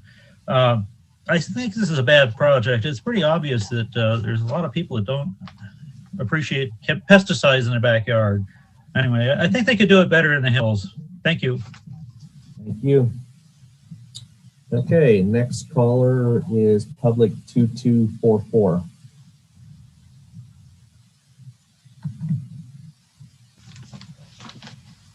*6, unmute. Hi, can you hear me? Yes. Great. Thank you, Commission. I just have 3 quick points. First and foremost, as a resident of the Arcata Bottoms, I want to echo that there are more than 600 of us who have now signed this petition against this project. So regardless of the small handful of folks calling in who don't live within the vicinity, we are all still strongly opposed. My second point is if you want this project to meet current land use, the current land use is in fact ag. If you use this designation, it means no more than 1 acre of cannabis would be allowed. And at a minimum, as the city of Arcata also echoed tonight, an EIR does need to be done.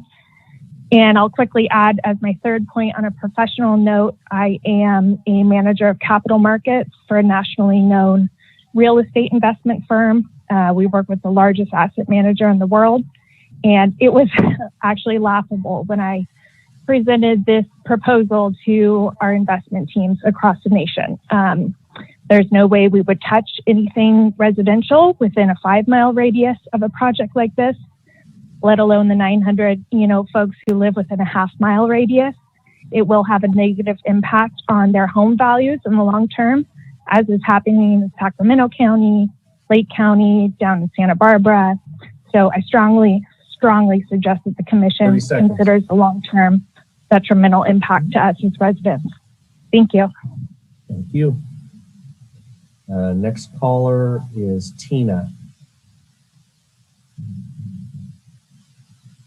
*6, unmute. Yep. Go ahead.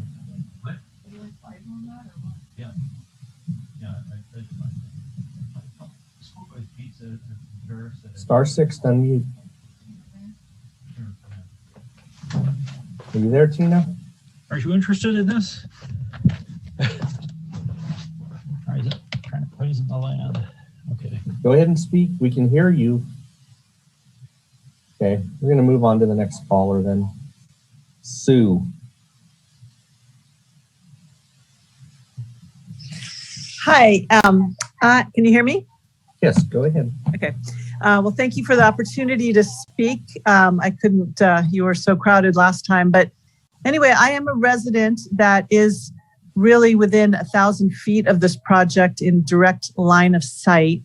And I've read through the documents and I have concerns that as the last caller said, with the hundreds of people that have signed petitions, that there really isn't an adequate description of what happens if the smell gets out of hand. They say, well, if it's smelly, then we'll use this EcoZorb. But there's no measure or monitoring for, well, what level of smell then would you use this? And what if the EcoZorb doesn't work? So there's no monitoring in this plan to ensure that what levels are acceptable.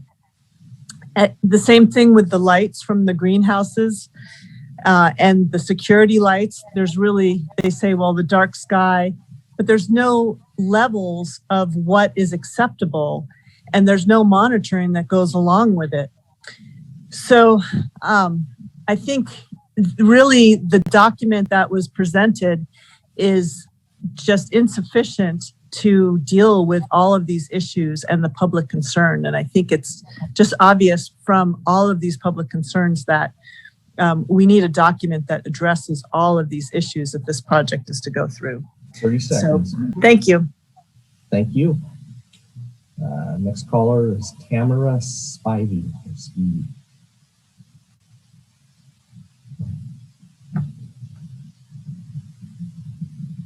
Are you there, Tamara?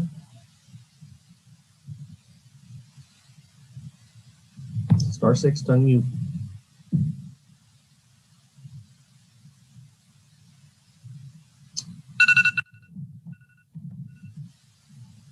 Okay, no Tamara, so we're going to move on to Roger Hess. Hello. Every time. Go ahead, Tamara. Thank you. I just want to make a couple points that due to the uprising crime in Arcata, that this large grow will attract crime like we've never seen before. And it seems that people that live close by are going to be the unfortunate recipients of this crime. And another point I would like to make is the perimeter of lights that are going to have to be erected around this grow. It's going to look awful. They're going to have to make it look like Pelican Bay Prison. And it's, you know, it's unreal. So thank you very much. Thank you. Roger Hess.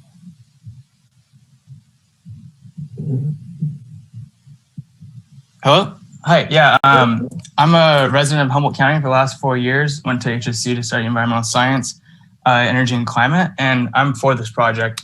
I've done a lot of research on cannabis grows in the hills, and living here in the city, you wouldn't really think that there's much impact, but there's a lot of impact in the hills, and I'm confident that the bottoms is a great place to grow cannabis. There's a lot of technology out there that people can use, cannabis cultivators can use to mitigate their energy use and their heating needs. And I think that this project will be set to be a great example of how you can grow really anywhere in California. And I approve this project, and I'm excited to see it go up. Thank you. Thank you. Is there anybody else who would like to speak on public comment?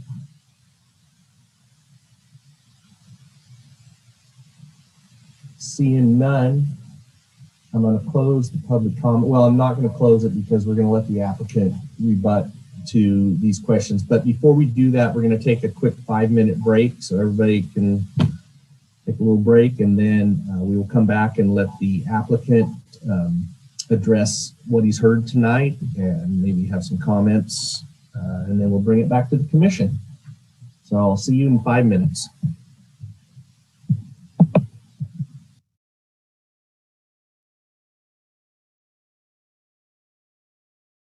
All right, everybody, welcome back from break. I would now ask the applicant to address the commission. There's some talking going back and forth as to different people here, so I apologize for that background noise. So, would you like me to proceed or wait? Yeah, go ahead. Go ahead. I think you got it. Thank you. Wanted to clear up one factual error of a prior comment. There was a confusing reference suggesting that the acreage associated with the mixed light component for the project may have increased under the revised project alternative. That is not accurate. The mixed light component was previously 5.7 acres and remains 5.7 under the reduced scale alternative, with the rest of with the reduction being the light depth component. So the mixed light stayed the same acreage. I wanted to clear up that fact. We obviously listen carefully. We appreciate the passion and concern and comments expressed by the community. We wanted to make sure that we address the CEQA comments because they seem to be somewhat pervasive, and each commenter made, or many commenters made reference to an EIR. We believe that there's a fundamental misunderstanding of the CEQA process. In this case, all project impacts were thoroughly analyzed through the initial study and identified to be less than significant, with the appropriate CEQA documentation being a mitigated negative declaration. The inevitable conclusion of an EIR would be to identify the same mitigations that were already identified in the ISMND. So in this case, we do not believe an EIR is required as a legal matter. So with that, we're happy to address any other questions the commission may have, but would appreciate and ask for your support. All right. So can you minimize your screen then so I can see? Well, actually, it's okay. You're okay. I'm sorry. Okay. If you're fine. So I'm going to go to panelists. Is there anybody that has any questions for Jordan while we have him here?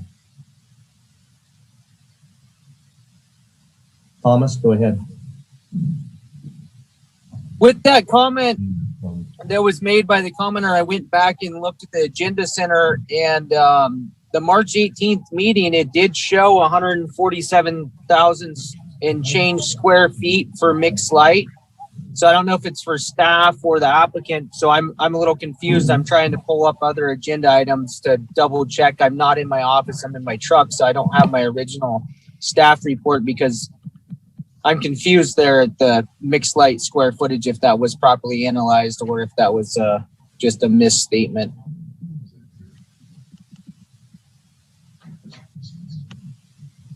I believe I can add some insight to that. Go ahead, Ryan. In the original proposal, the hoop structures that were designated for the mother space, the nursery space to house the mother plants, they're going to be housed in mixed light greenhouses. But for the purposes of clarity when it comes to taxing cultivation, I harvested the flowering portion of the hoop structures that were dedicated to mixed light and isolated that square footage. Does that answer your question? It does, but with hearing the presentation that this would be up to 6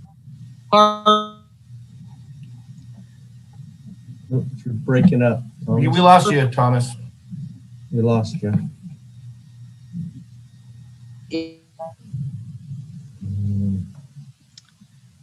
Are you still there, watts per square?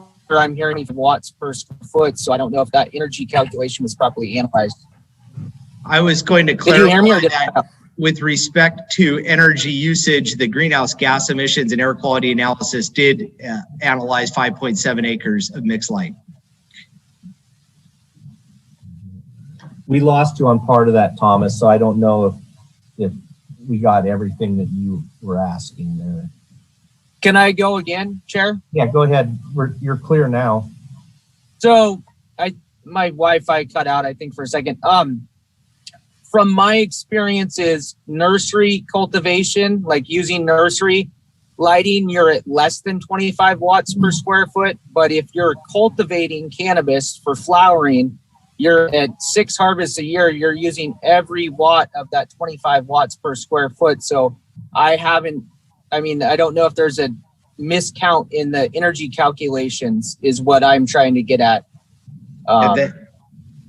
Commissioner Mulder, I can clarify, and we also have our greenhouse gas emissions specialist from Illingworth and Rodkin on. There was no distinction made as far as a difference in lighting. We assume the same for the entire 5.7.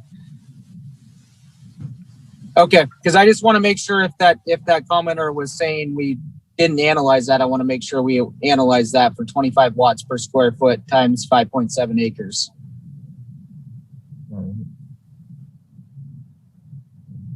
Thank you, Thomas. Any other questions for Justin while he's still here? Mike, go ahead. Thank you. I wanted to just double check with one of the commenters about from the public about air particulate levels, and I was trying to look through the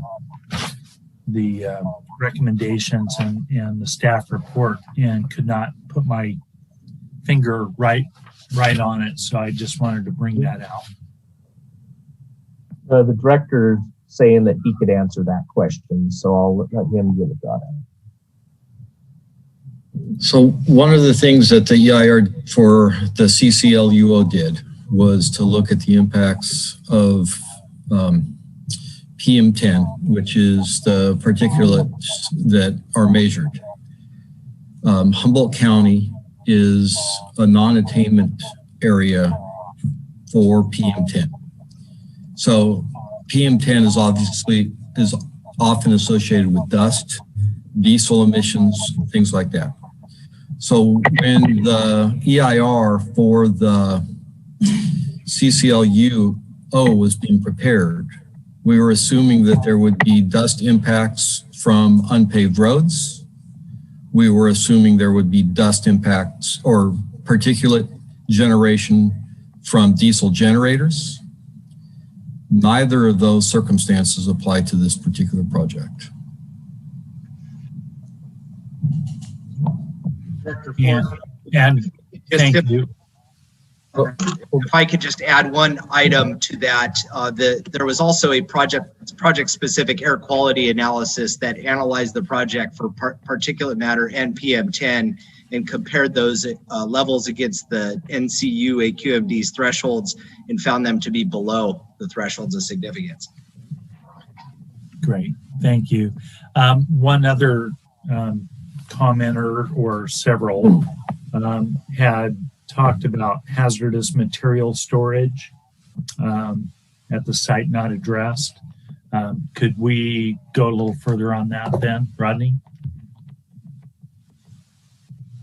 Yes. The Sun Valley property is already handles, or they already have areas there where they have historically stored fertilizers and pesticides and fungicides, and that any chemicals used in for this project would be stored on their facility in areas that are already designated for such storage.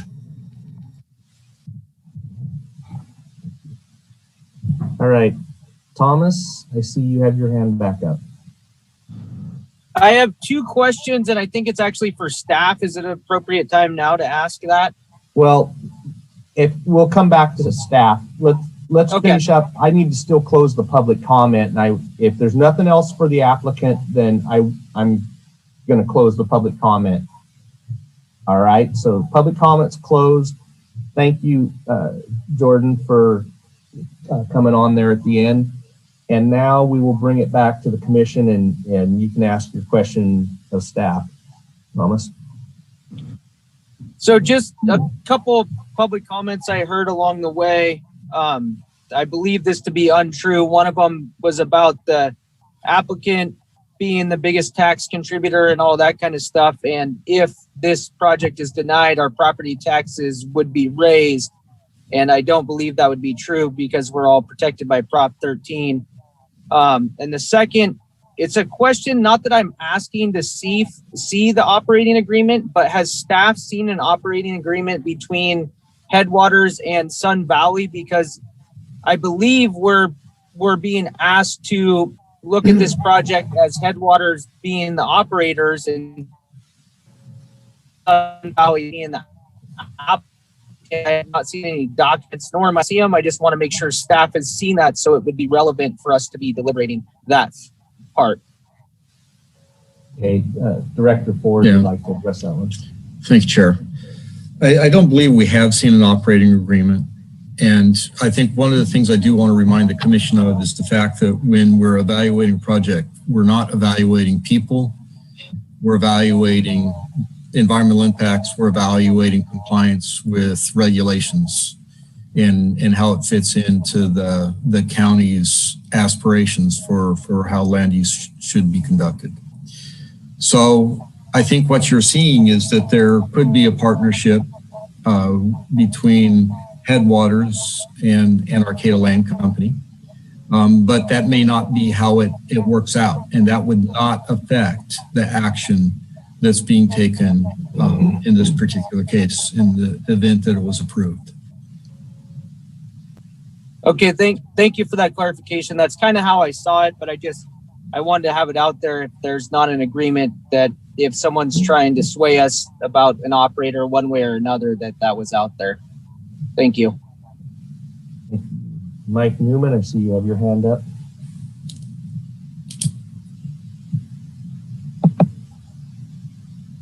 You there, Mike? Yes, my everything keeps moving, so I'm trying to hit unmute. Everybody moves around. So anyway, one of my questions was on some of the input that we've had. There was a question about the number of licenses for Sun Valley and this, and it being over what the regulatory use is that we've got currently in the county. Is that addressable by the staff? Yes, and I know we did look at that, and just for context, while I'm saying this, I'm going to ask Rodney to have the number available when I stop talking. But when the CCLUO was done, we set caps and limits by watershed. And so this area in the Eureka Plain has a limitation on the number of permits that can be issued and a limitation on the square footage or acreage that can be issued. And I know we looked at that and we have those numbers. So Mr. Yandel, can you give us that? Yes, I can do that. And I'm going to read directly from the staff report provided. This is finding number 9. The finding is that resolution number 18-43 was a resolution establishing a cap on the number of permits and acres which may be approved for commercial cannabis cultivation. This project is located within the Eureka Plain Planning Watershed. Resolution 1843 limits a maximum of 89 permits, totaling no more than 31 acres to be permitted within this watershed. Currently, there are 12 permits totaling 2.6 acres of cannabis cultivation permitted within the watershed, and there are 28 permits totaling 18.49 acres of cannabis cultivation pending approval, for a total of 40 permits and 21.09 acres. This project represents 1 permit for 8 acres of the 18.49 acres of cannabis cultivation pending approval. Thank you.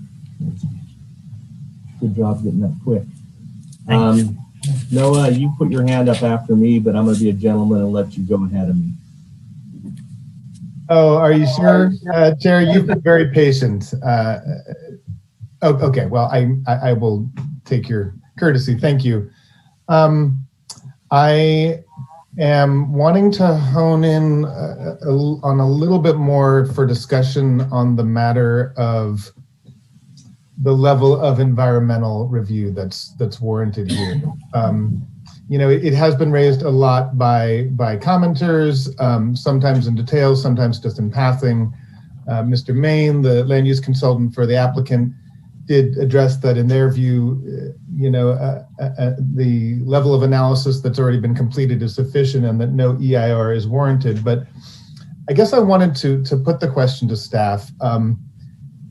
Can you explain to the public what would perhaps in this circumstance, in a project of this nature, warrant the completion of an EIR, and how it is that you conclude in this case that none is required? I think there's a certain amount of mystery around the process, and I think I myself don't always understand how that determination is made. Not just whether one would be completed, but specifically what level of detail, as far as perhaps more clearly prescribed project alternatives or levels of detail about materials and procedures that have not yet been required of the applicant. What sort of detail, what sort of information would the EIR produce that has not yet come out? Through the chair, thank you, Commissioner Levy. That is probably the most germane question that has been raised by the public tonight. And the purposes of CEQA are the California Environmental Quality Act, CEQA, are twofold. One is to inform and educate or disclose potential environmental effects. And two is to mitigate to the extent feasible. So when considering that, when doing that disclosure process, the first step is to look and see if there are potentially significant environmental effects. And as the applicant stated, that is done through what's called an initial study. And there is something called Appendix G within the CEQA guidelines that guide that discussion. So it's a formalized process of preparing an analysis of responding to questions that are represented there in Appendix G. And if it's the finding of a jurisdiction or a lead agency, which the County of Humboldt is, that there's a potentially significant impact, then it's up to the lead agency to determine whether or not that impact can be reduced to a less than significant level.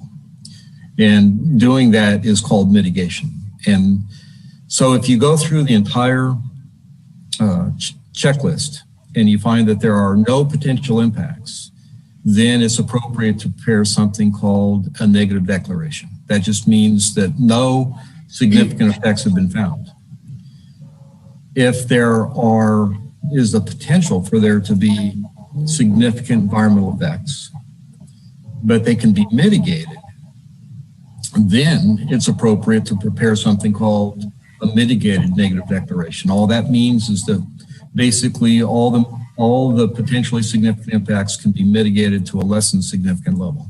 That is what's represented here with this particular project. Is there are potentially significant impacts that have been identified, and there are mitigation measures proposed to reduce those to a less than significant level. Now, if the trigger for an EIR is that you've got potentially significant impacts that can't be mitigated to a less than significant level. And in those cases, then the finding would be that you've got a significant impact, and so you're then obligated to prepare an environmental impact report.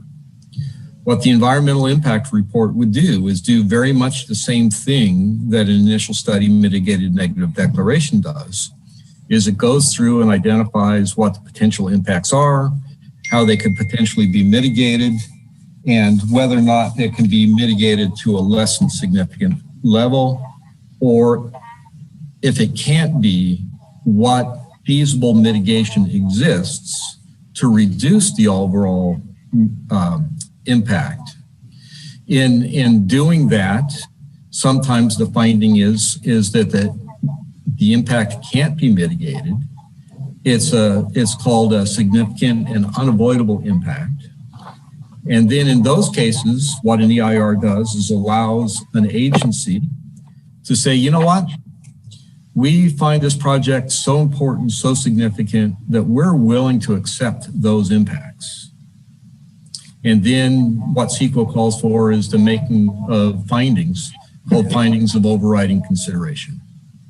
Basically, those detail why the project is significant enough to approve, even in the light of the impacts. It's very important to understand. You can't do that with a mitigated negative declaration. The level of tolerance of a mitigated negative declaration is that all impacts are retained at a less than significant level. And so a lot of people call for an EIR, but all an EIR does is does the same analysis that the mitigated negative declaration just undertook. But then an EIR is a little bit longer process. And then it identifies that there may be these impacts that can't be mitigated. And it does not require that they be mitigated to a less than significant level. It just requires the approving authority, the county, the lead agency, to identify that you've got these impacts and that you're going to approve the project anyway. So oftentimes people think an EIR is a panacea for all the ills. But in reality, the level of study, the level of impact analysis is very similar between an ISM&D, initial study mitigated negative declaration, and an environmental impact report. Thank you, Director. That was very informative. Was that everything, Noah, or did you have? Yeah, thanks. That's everything for now. Go ahead, Alan. All right. Melanie, I'll let you go ahead. Oh, I was just wanting to know whether we're at the point where we're giving our opinions, or is this still question period? It's still questions, and you can give whatever. This is our time. It's back to the commission, and it's up to us to decide where we want to go with this. So say anything you want. Okay. Do any of the other commissioners have any more questions for staff? I don't have questions. I have a couple points. I do have one question. So if you let me have that, then you can come back to me then. Okay. Thanks. Sounds good. So this would be a question for staff. I don't know who'd want to take it. And the question is this area have an area plan? Like we have area plans in Blue Lake, we have them in Willow Creek. This area actually is in the sphere of influence for the city of Arcata, so it's treated the same. Okay. Thank you. So then that'll go to my second point. I don't know how to say this exactly without being a little bit on the defensive to the city of Arcata, but I think it's rather hypocritical of the city of Arcata to write a 3-page letter. It would have been nice to have got it before, an hour before the meeting, that be it what it was.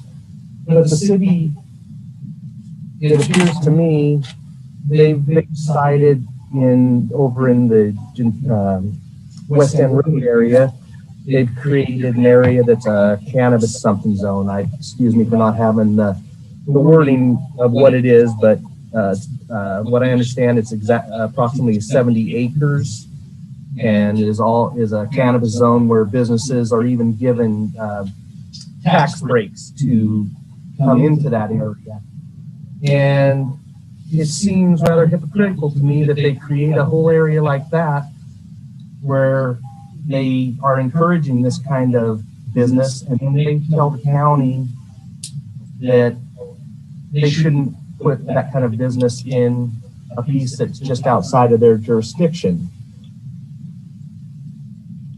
I have a trouble with that. I always have had trouble with that kind of thing. I don't like NIMBYism. I've commented on that, many times.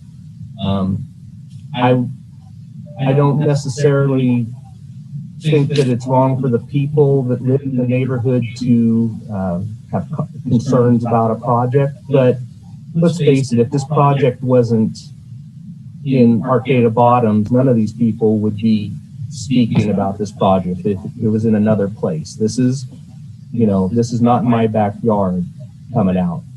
And so I have a real problem with going against when this is what we all along were trying to set up where the grows go. I mean, to be honest with you, I would have went for this project when it was the 22-acre project if we could get all the ones out of the hills. And I've said that repeatedly. The whole reason I went along with the marijuana ordinances in the beginning was that it was going to get the grows out of the hills and bring them into places like this, where it was zoned right, it was brown people that needed to be reused. It met all the criteria. Now each one has some special issues with it, and this one does as well. But I have a really hard time when this is what we've been trying to do, to not do a project in this location. It's very troubling. I like I said, I really have a problem with how the city of Arcata is coming out against this. And I know that it's because they're hearing from their constituents, and they heard from enough of them that they had to draft a letter. But it seems very hypocritical to me that they, on one side of town, promote this and on the other side of town say no to it. So that's all I have to say. So Melanie, you still have your hand up? I'll bring it back to you. Sure. Yeah. Thank you through the chair. I guess first I'd like to, I'd just like to give my opinions and my comments on concerns that were raised with me and also by the public through letters and just now. So firstly, on the regulatory side, it is true, and I thank you to the director for going over that. I probably would have, but on the regulatory side, it is true that a mitigated negative declaration can often be more beneficial than an EIR. I will say, however, that the main benefit of an EIR is that you get to look at the impacts on human environment, whereas the MND looks at only the biophysical impacts. So that can be an advantage in certain cases. Now, in this particular case, if an EIR would be done and then we were to look at effects, significant effects on the human environment, I don't believe that we would find them. So for that reason, I wouldn't support moving to an EIR because we already found that we don't have the biophysical impacts, and I don't, not that we even could push it to an EIR because we think there might be human impacts, but if we did, then I don't think we would find them. So some of those might be, for example, light, noise, smell. And while I do realize those are issues for many people, and I personally think that light pollution is a problem, one of the more serious problems. In this case, we're mainly hearing about smell, and smell is very subjective. It is agricultural. All agriculture comes with smells. In fact, very recently, just a couple months ago, France got so sick of lawsuits and complaints in their agricultural areas that they passed a law codifying their sensory heritage of France to include smells and things like rooster calls and so on and so forth. So might be something Humboldt County moves to someday, I don't know.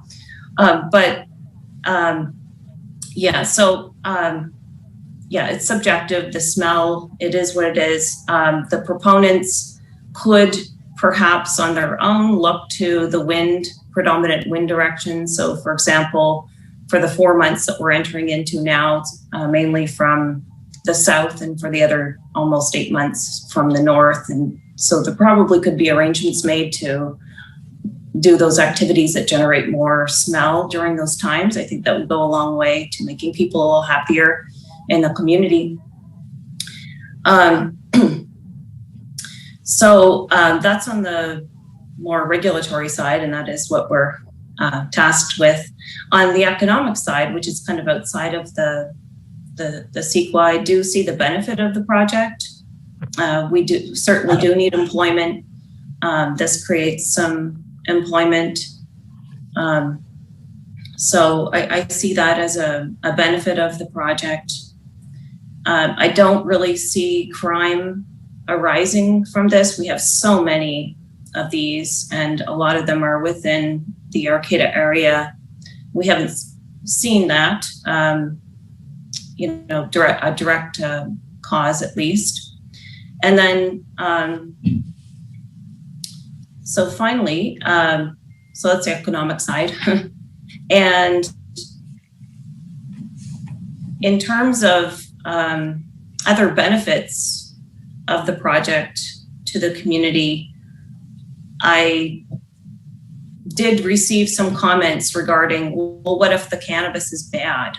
Because, I mean, love it or hate it, I mean, that is one of our big commodities now here.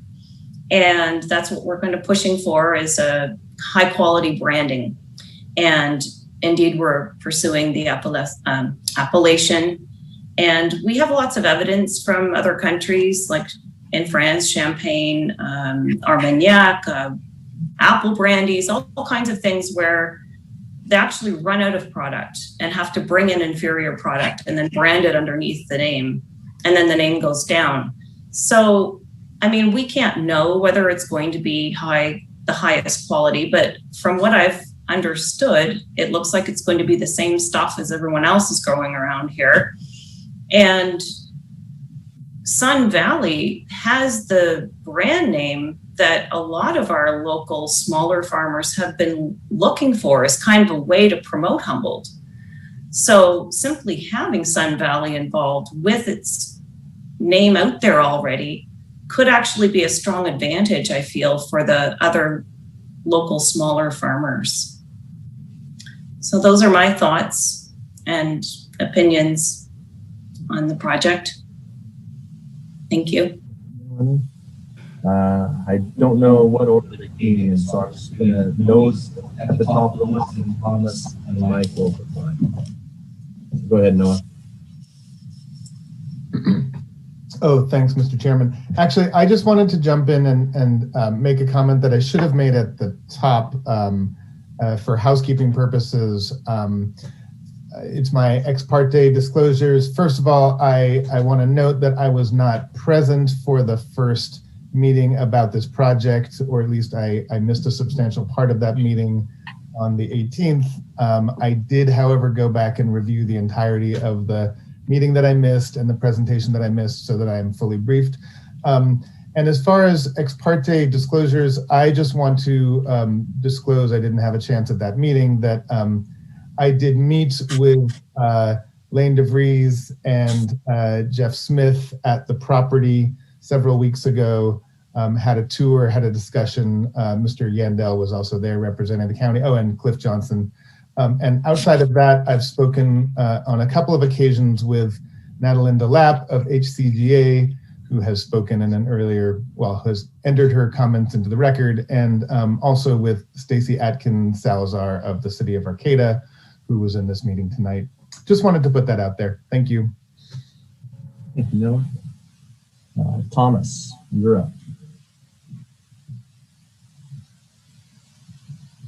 So I apologize to bring this back up, but if my math is correct, 5.7 acres of mixed light at 25 watts a square foot is a little over 6.2 million watts per square or for the project. And I just want to make sure, asking staff, that the initial environmental study analyzed that much energy consumption, so that way it's following all the environmental process that other commissioners have educated me on, which I appreciate that.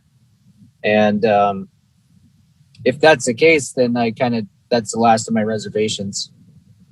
I mean, I have many, but what we can deliberate on. All right. I'm going to attempt to do that. It's going to take me a second to get the ISMND opened up. So if you can bear with me.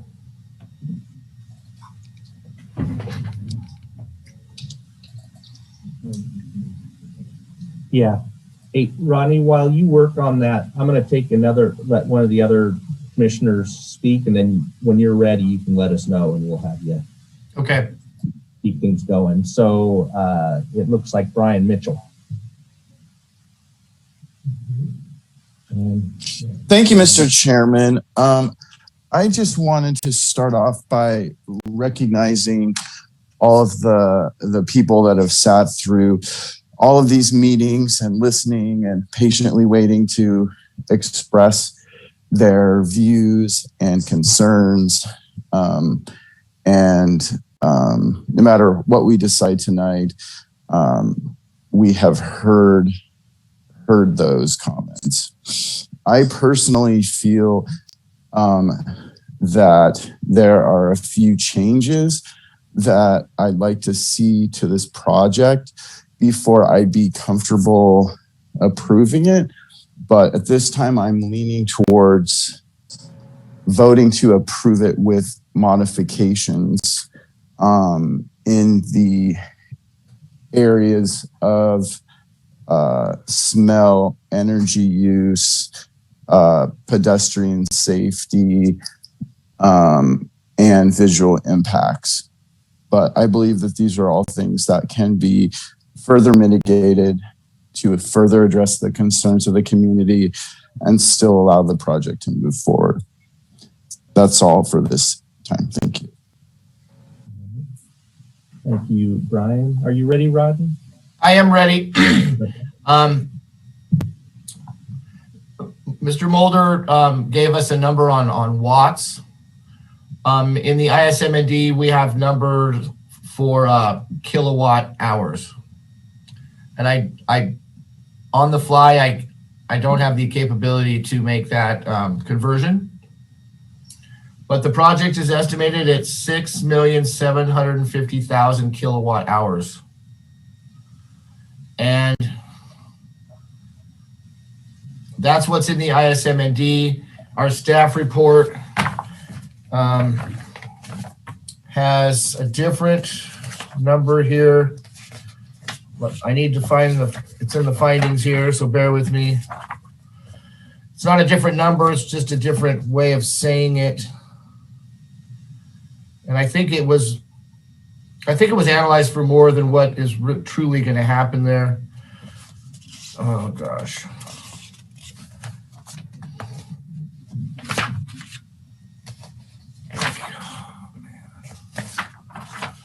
I'm struggling to find that. It is in the staff report though. Why don't you keep looking for it? Is it on page 10, Rodney? Page 10? Yeah, it might be. I have the Word document here in my hand, so.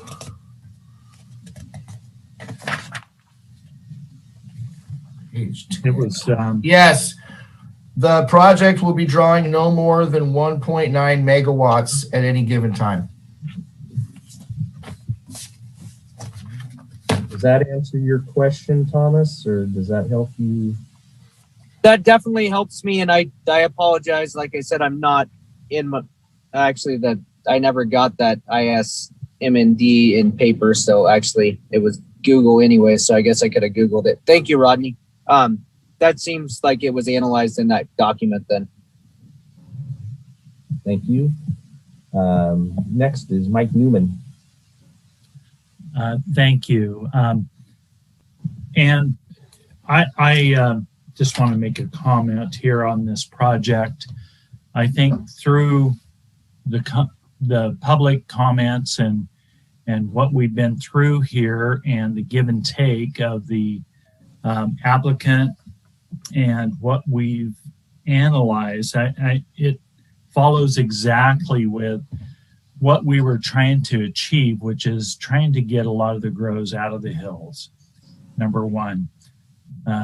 Number two, our main goal was to try and get those that are in the hills legalized so that they were in the light of day as opposed to in the dark and behind closed doors, so to speak.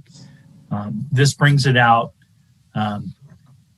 I appreciate the applicant looking at and hearing the public and bringing the acreage down, moving the project back away from the residential areas to address the receptors, moving away further from the receptors. These are greenhouses, and they will be, capturing most of the odor. If there is a problem, it will be addressed. It's part of the EIR here, or not the EIR, but part of the requirements that if there is problems, that it be brought to the county's attention, it will be addressed. And I really appreciate going through this process and seeing the amount of information and seeing that we will be able to keep some of our tax dollars here as well as employment in our area here. So those are my comments at this point. Thank you, Mike. Melanie, I see you have your hand back up.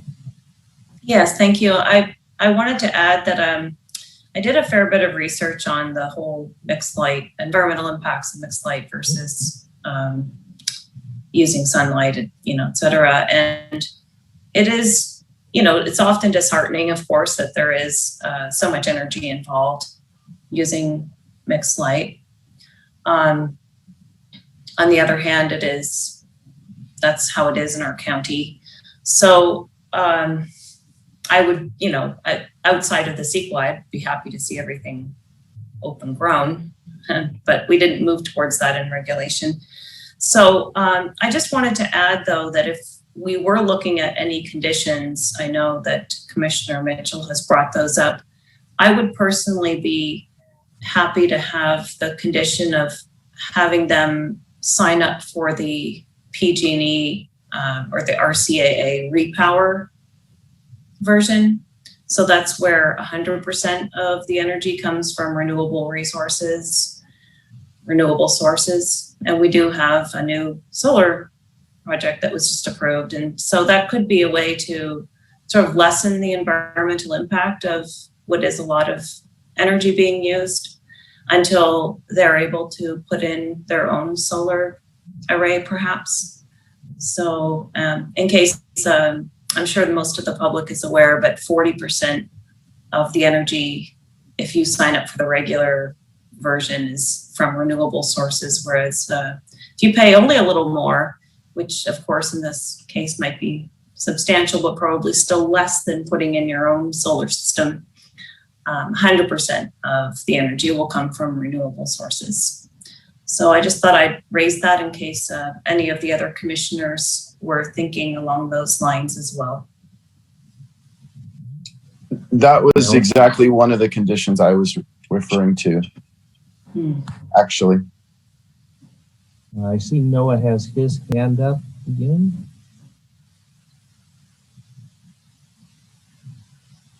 Sorry, I meant to lower it. My apologies. Oh, okay.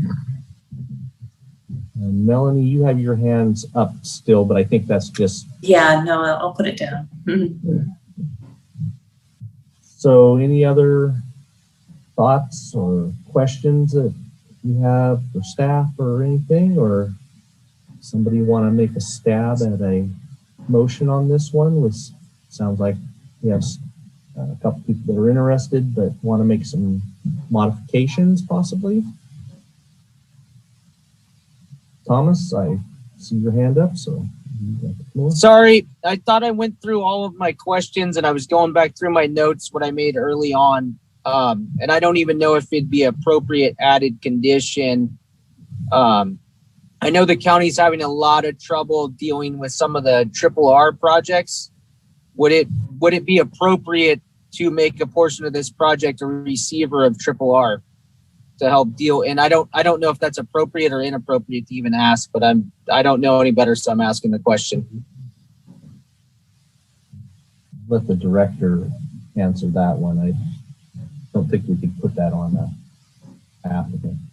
So one of the objectives of R is to give an incentive to move people out of locations that can't be otherwise permitted and to restore the site.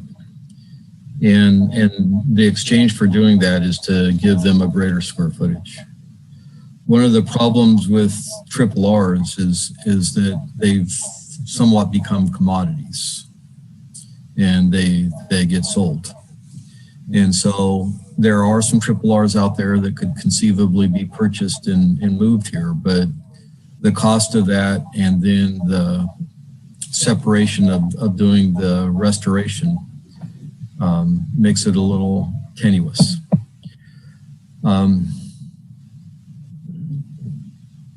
I think that it could be conceivable to require that a certain amount of this site be devoted to RR receiving. But what you're doing at that point in imposing that condition is that you're requiring an applicant to purchase these RRRs from somebody else. And so there would be a huge cost in terms of being able to exercise the permit to cultivate that area. I understand the cost aspect, and I know that they are commodities out there. There is the argument that this parcel should only get 1 acre of cultivation. That's where I was. There's some people that try to argue that, so that's why I was throwing out the idea. I'm not married to it. I just was throwing out the idea. I'm going to chime in on this one. I think the idea is interesting because I'm all about getting them out of the hills, but we have an applicant that came with a project to us, and nowhere in that project did it have anything about taking on RRR or anything. I mean, that would, in my opinion, would mean it would be a whole new project coming back before us.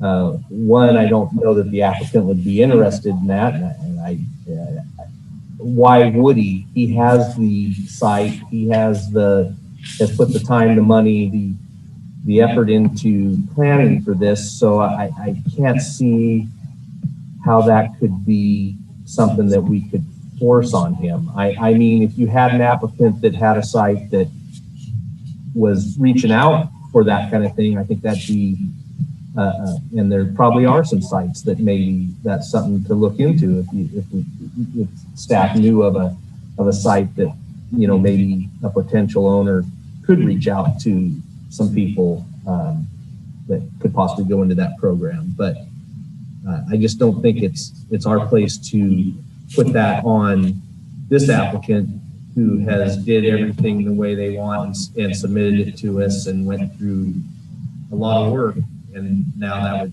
throw a wrench into their project. So I can't see how we could do that. But anyhow, Mike, I see you have your hand up. I think Melanie had hers first.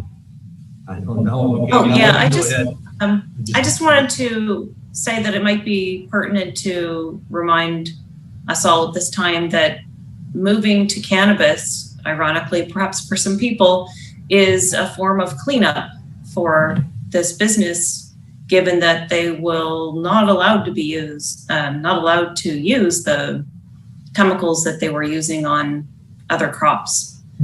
So on the environmental side, some of what might have been attained through that program is already happening anyway, and addresses a lot, I think, of the community's concerns in terms of chemicals, as you know, will in fact be a low chemical operation.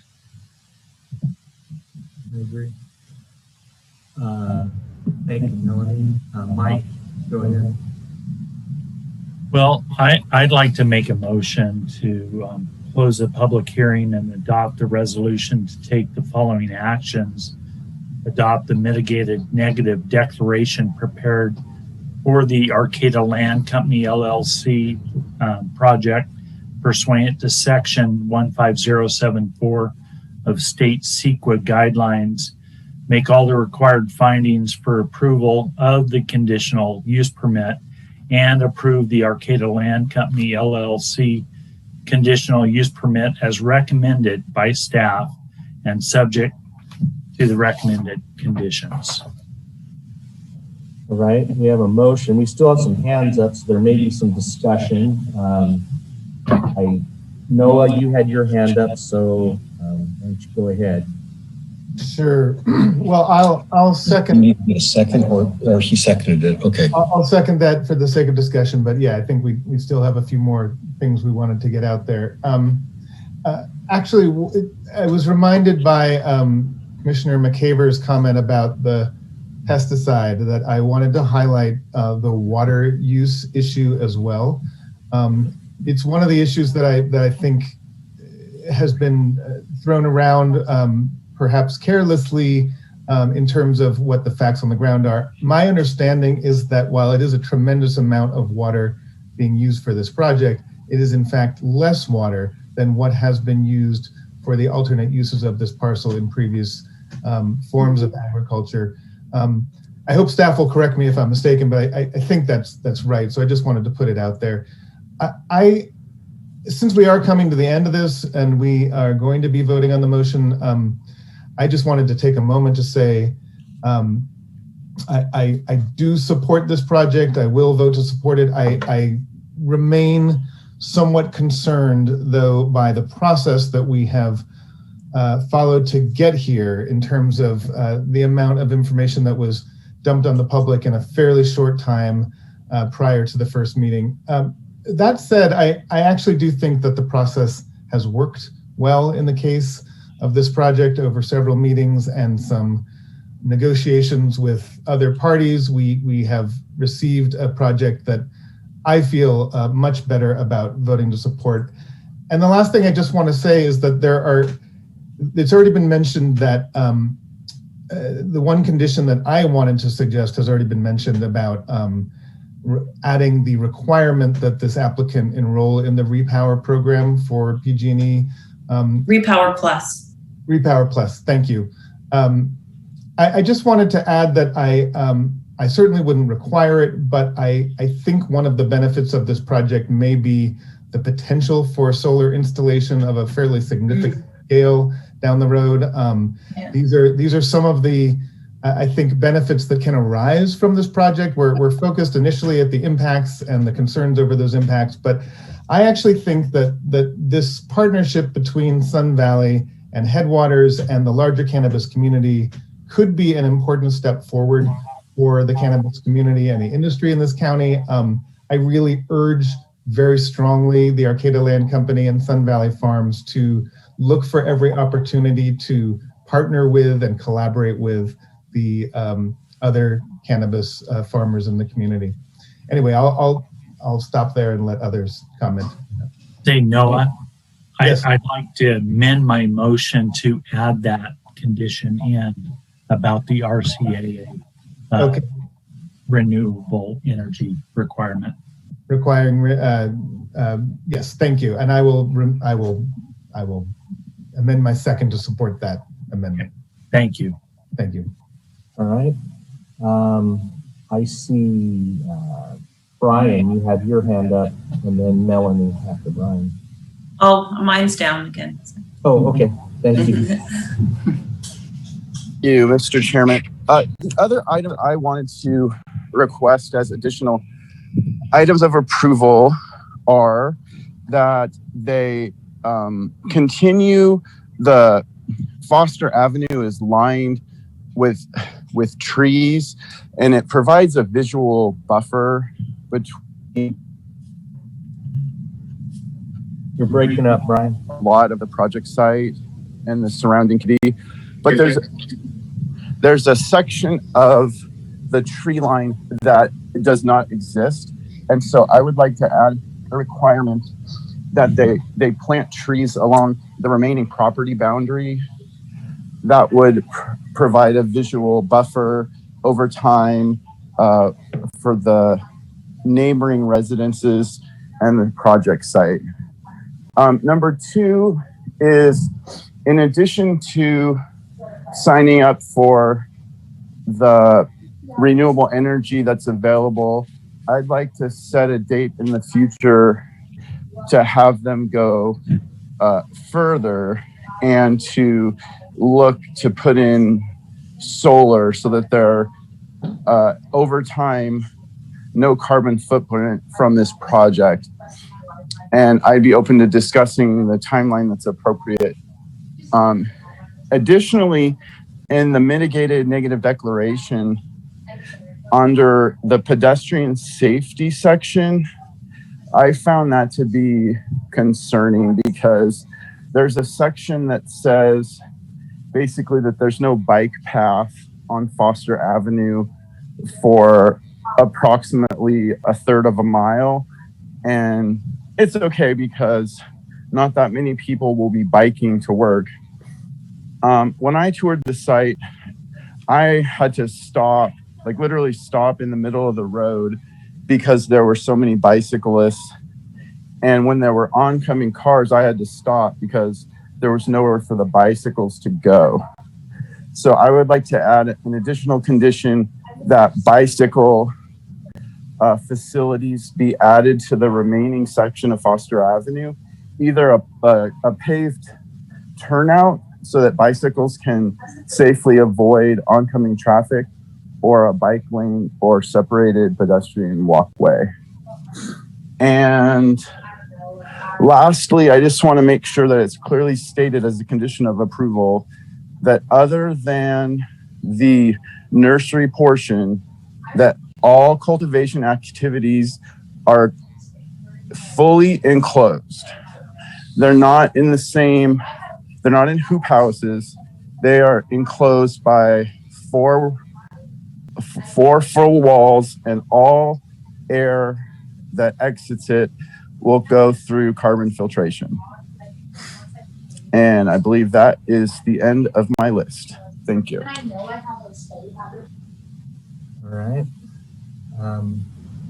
So Thomas, you got your hand up, so we'll come back and see if the motion and the second are willing to add those things or more discussion on it. So go ahead, Thomas. Commissioner Mitchell's comments about Foster Road there with the bikeways, I do have to agree that when I did tour the site, the traffic, you had to stop and there's no shoulder for people to walk or bikers, and there was a lot of people there. It was a Friday, so maybe it was people got off work early. So just, that's it. Thank you. Noah. Noah? Sorry, I meant to have my hand down. My apologies. Oh, okay. Melanie, you had your hand back up. Yeah, in regards to the trees, I know that the applicant actually wants to plant those trees and apparently was forced to remove them, or they were removed without his okay. So, yeah, I believe that the applicant was actually planning on replanting the trees. If I may, I can clarify that a little bit better, if that's okay, through the chair. Mm-hmm. Go ahead. Is that okay?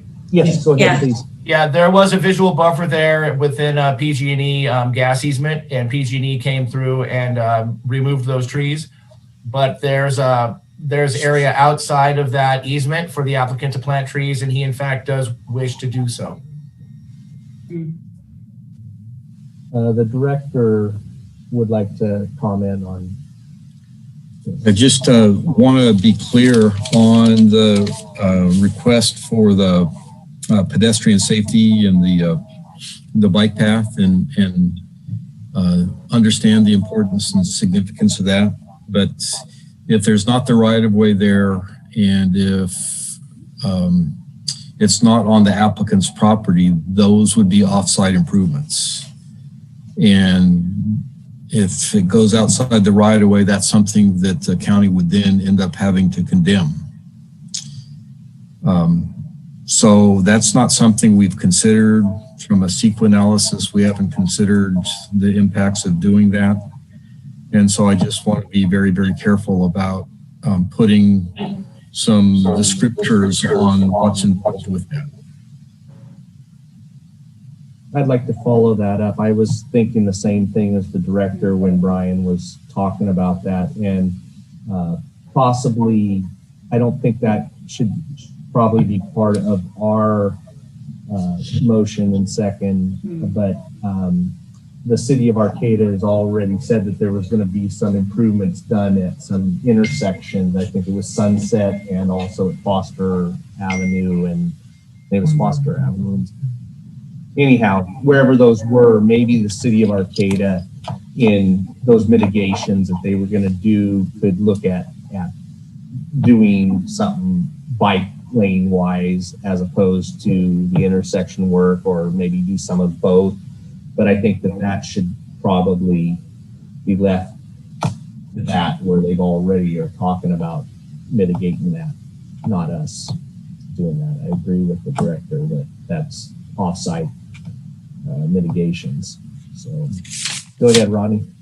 I wanted to clarify one more thing. It was Brian's last request for possible condition was in reference to enclosed greenhouses. The plan is for the entirety of all the flowering cultivation to be within new enclosed gutter connected greenhouses, and for the propagation to be within existing hoop houses. And that is part of the plan, and that's the expectation of our department. So I'm not sure if that needs to be a condition, because that is part of the plan. Well, my feeling is that that's a tremendous concern for the community. And if the applicant's planning on doing it anyway, why not make it a written condition of approval? Yeah. And with regards to the bicycle facilities, if I may, Mr. Chairman, if it's not their ability to actually build them, then I would like to increase the amount of mitigation that they're paying towards the road improvements, that the director calculate a fair share of bicycle improvements for that section of Foster Avenue, because without that, I feel like we have a safety impact that's not adequately mitigated. And I'm not sure that I am comfortable signing off on the Mitnick deck without something addressing pedestrian and bicycle safety on Foster Avenue. Director, would like to comment? So I would understand what Commissioner Mitchell is saying completely. There is probably an appropriate desire to maintain pedestrian safety and bicycle safety. I think that at this point in the process, one of the things I would caution the commission about is identifying a significant adverse impact that hasn't been previously identified, and then adding mitigation, because the correct process for that is to go back and recirculate the environmental document for public review before it's brought back for consideration. So if you find that that's a significant impact, that is the path that we would need to take. If it's something that you desire to see in place and find that it enhances reduction in vehicle, or enhances the community somehow, then that would be an acceptable approach.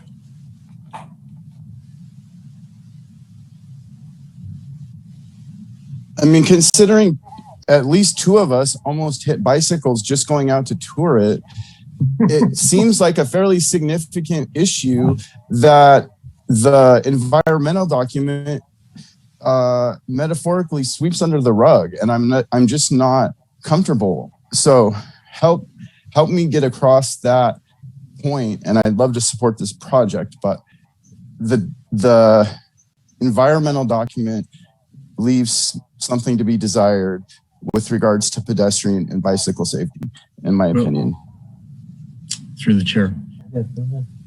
Commissioner Mitchell, I would say directly that if you find that the environmental document's not adequate, then you should not vote to certify it. And that if you find that there's significant impacts that are unaddressed, that you should not certify it, and that you should direct that that impacts be readdressed in some manner and be brought back to you. I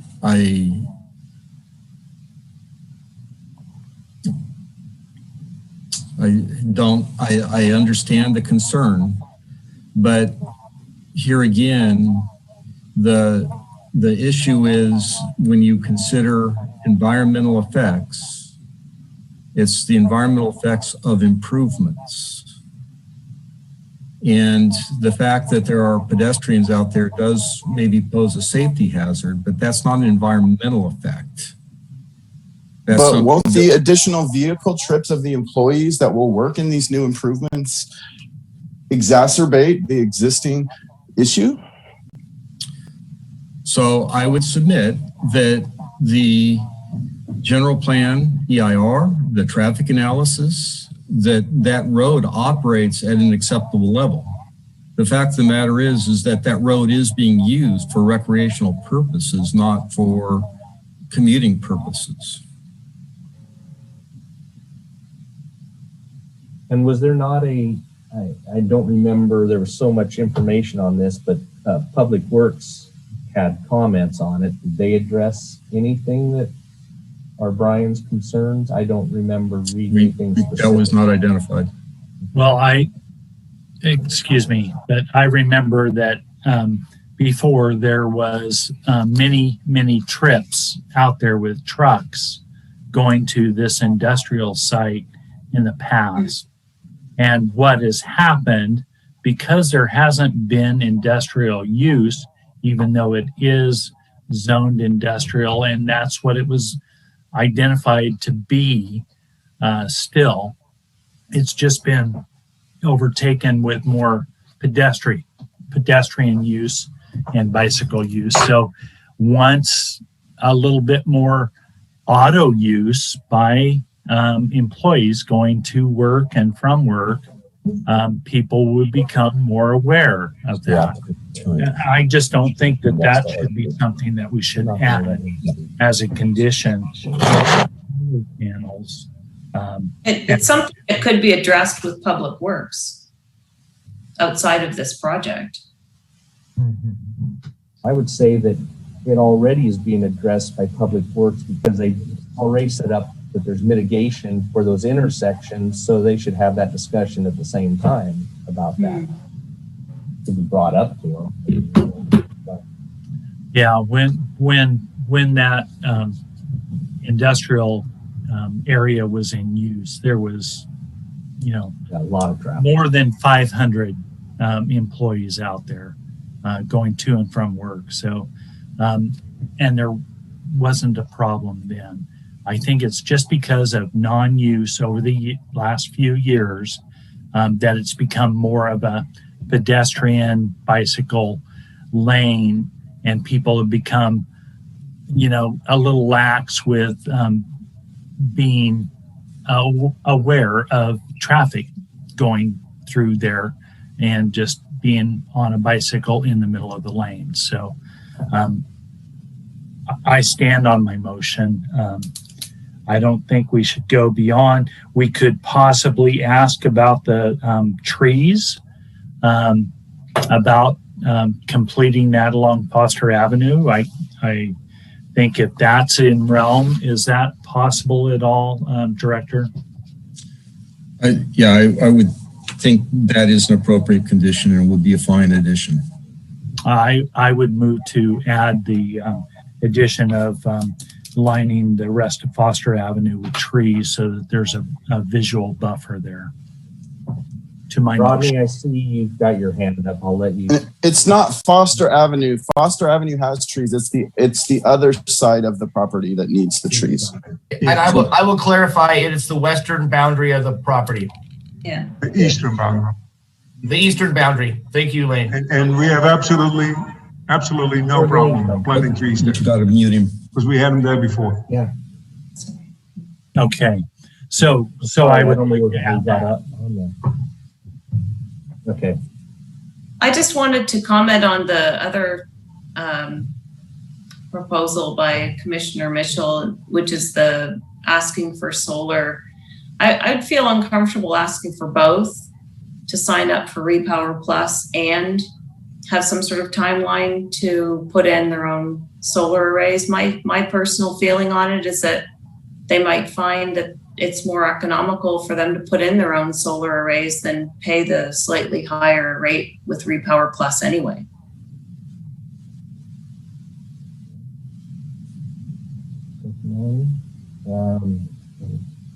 So Thomas, you got your hand back up. Go ahead. So I share what Melanie just said about, can you hear me? Yes. Yes. Yeah. I share about, not trying to condition both putting solar on and having them do the repower. I think it is a cost benefit analysis. And said about not mitigate the. You're breaking up, Thomas. On there, and I'm ready to vote.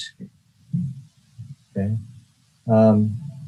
So Brian, I see you've got your hand up again, or still? I guess I just wanted to ask the question is, what is the baseline of our environmental impact assessment? Is it back when there was an operating lumber mill, or is it as it was when the project was submitted?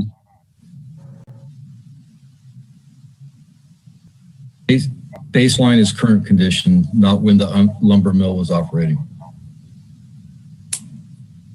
Thank you.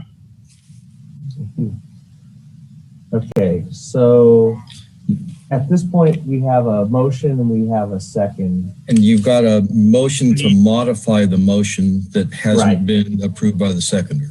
Right. And so that's where I was just coming back to. Thank you, Director. You're reading my mind. So the maker of the motion made a change to it. So Mike, would you speak what your change is, and then we'll ask the second if he agrees with that. So the additional, besides having the renewable energy requirement, is also to line the property with trees where they were taken down before. And I believe that that was agreeable by the applicant. Okay. Is the second in agreement with that? I am in agreement with that. All right. Is there any further discussion on this? Seeing none, I'm going to ask for the question.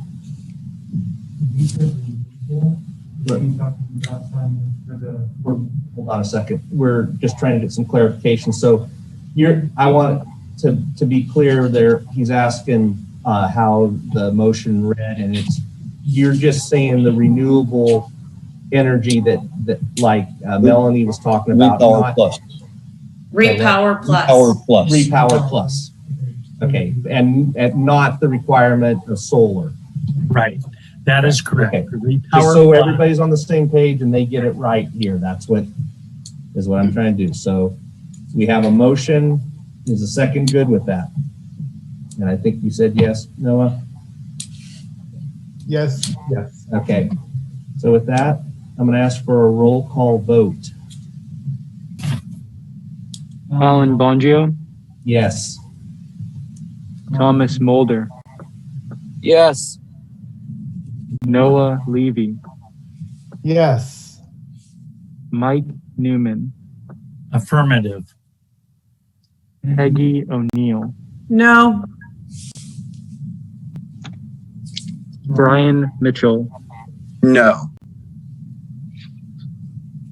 Melanie McAver? Yes. It would appear to me that the motion carries 5-2, and that concludes a long night. I want to thank everybody for all the time, the public that came and participated, for doing a good job of honoring the time limit. I thought we would have more public speakers than we did, but I think a lot of people spoke last time and didn't speak again this time. We had some good dialogue, a lot of talk. It was great. I know we didn't make everybody happy, we made some happy, and we try to do our best. So with that, we'll call this meeting adjourned, and we'll see you in a week, right? 2 weeks. In 2 weeks. So everybody, enjoy yourselves. Good night. Thank you. Thank you, Mr. Chair. Thank you,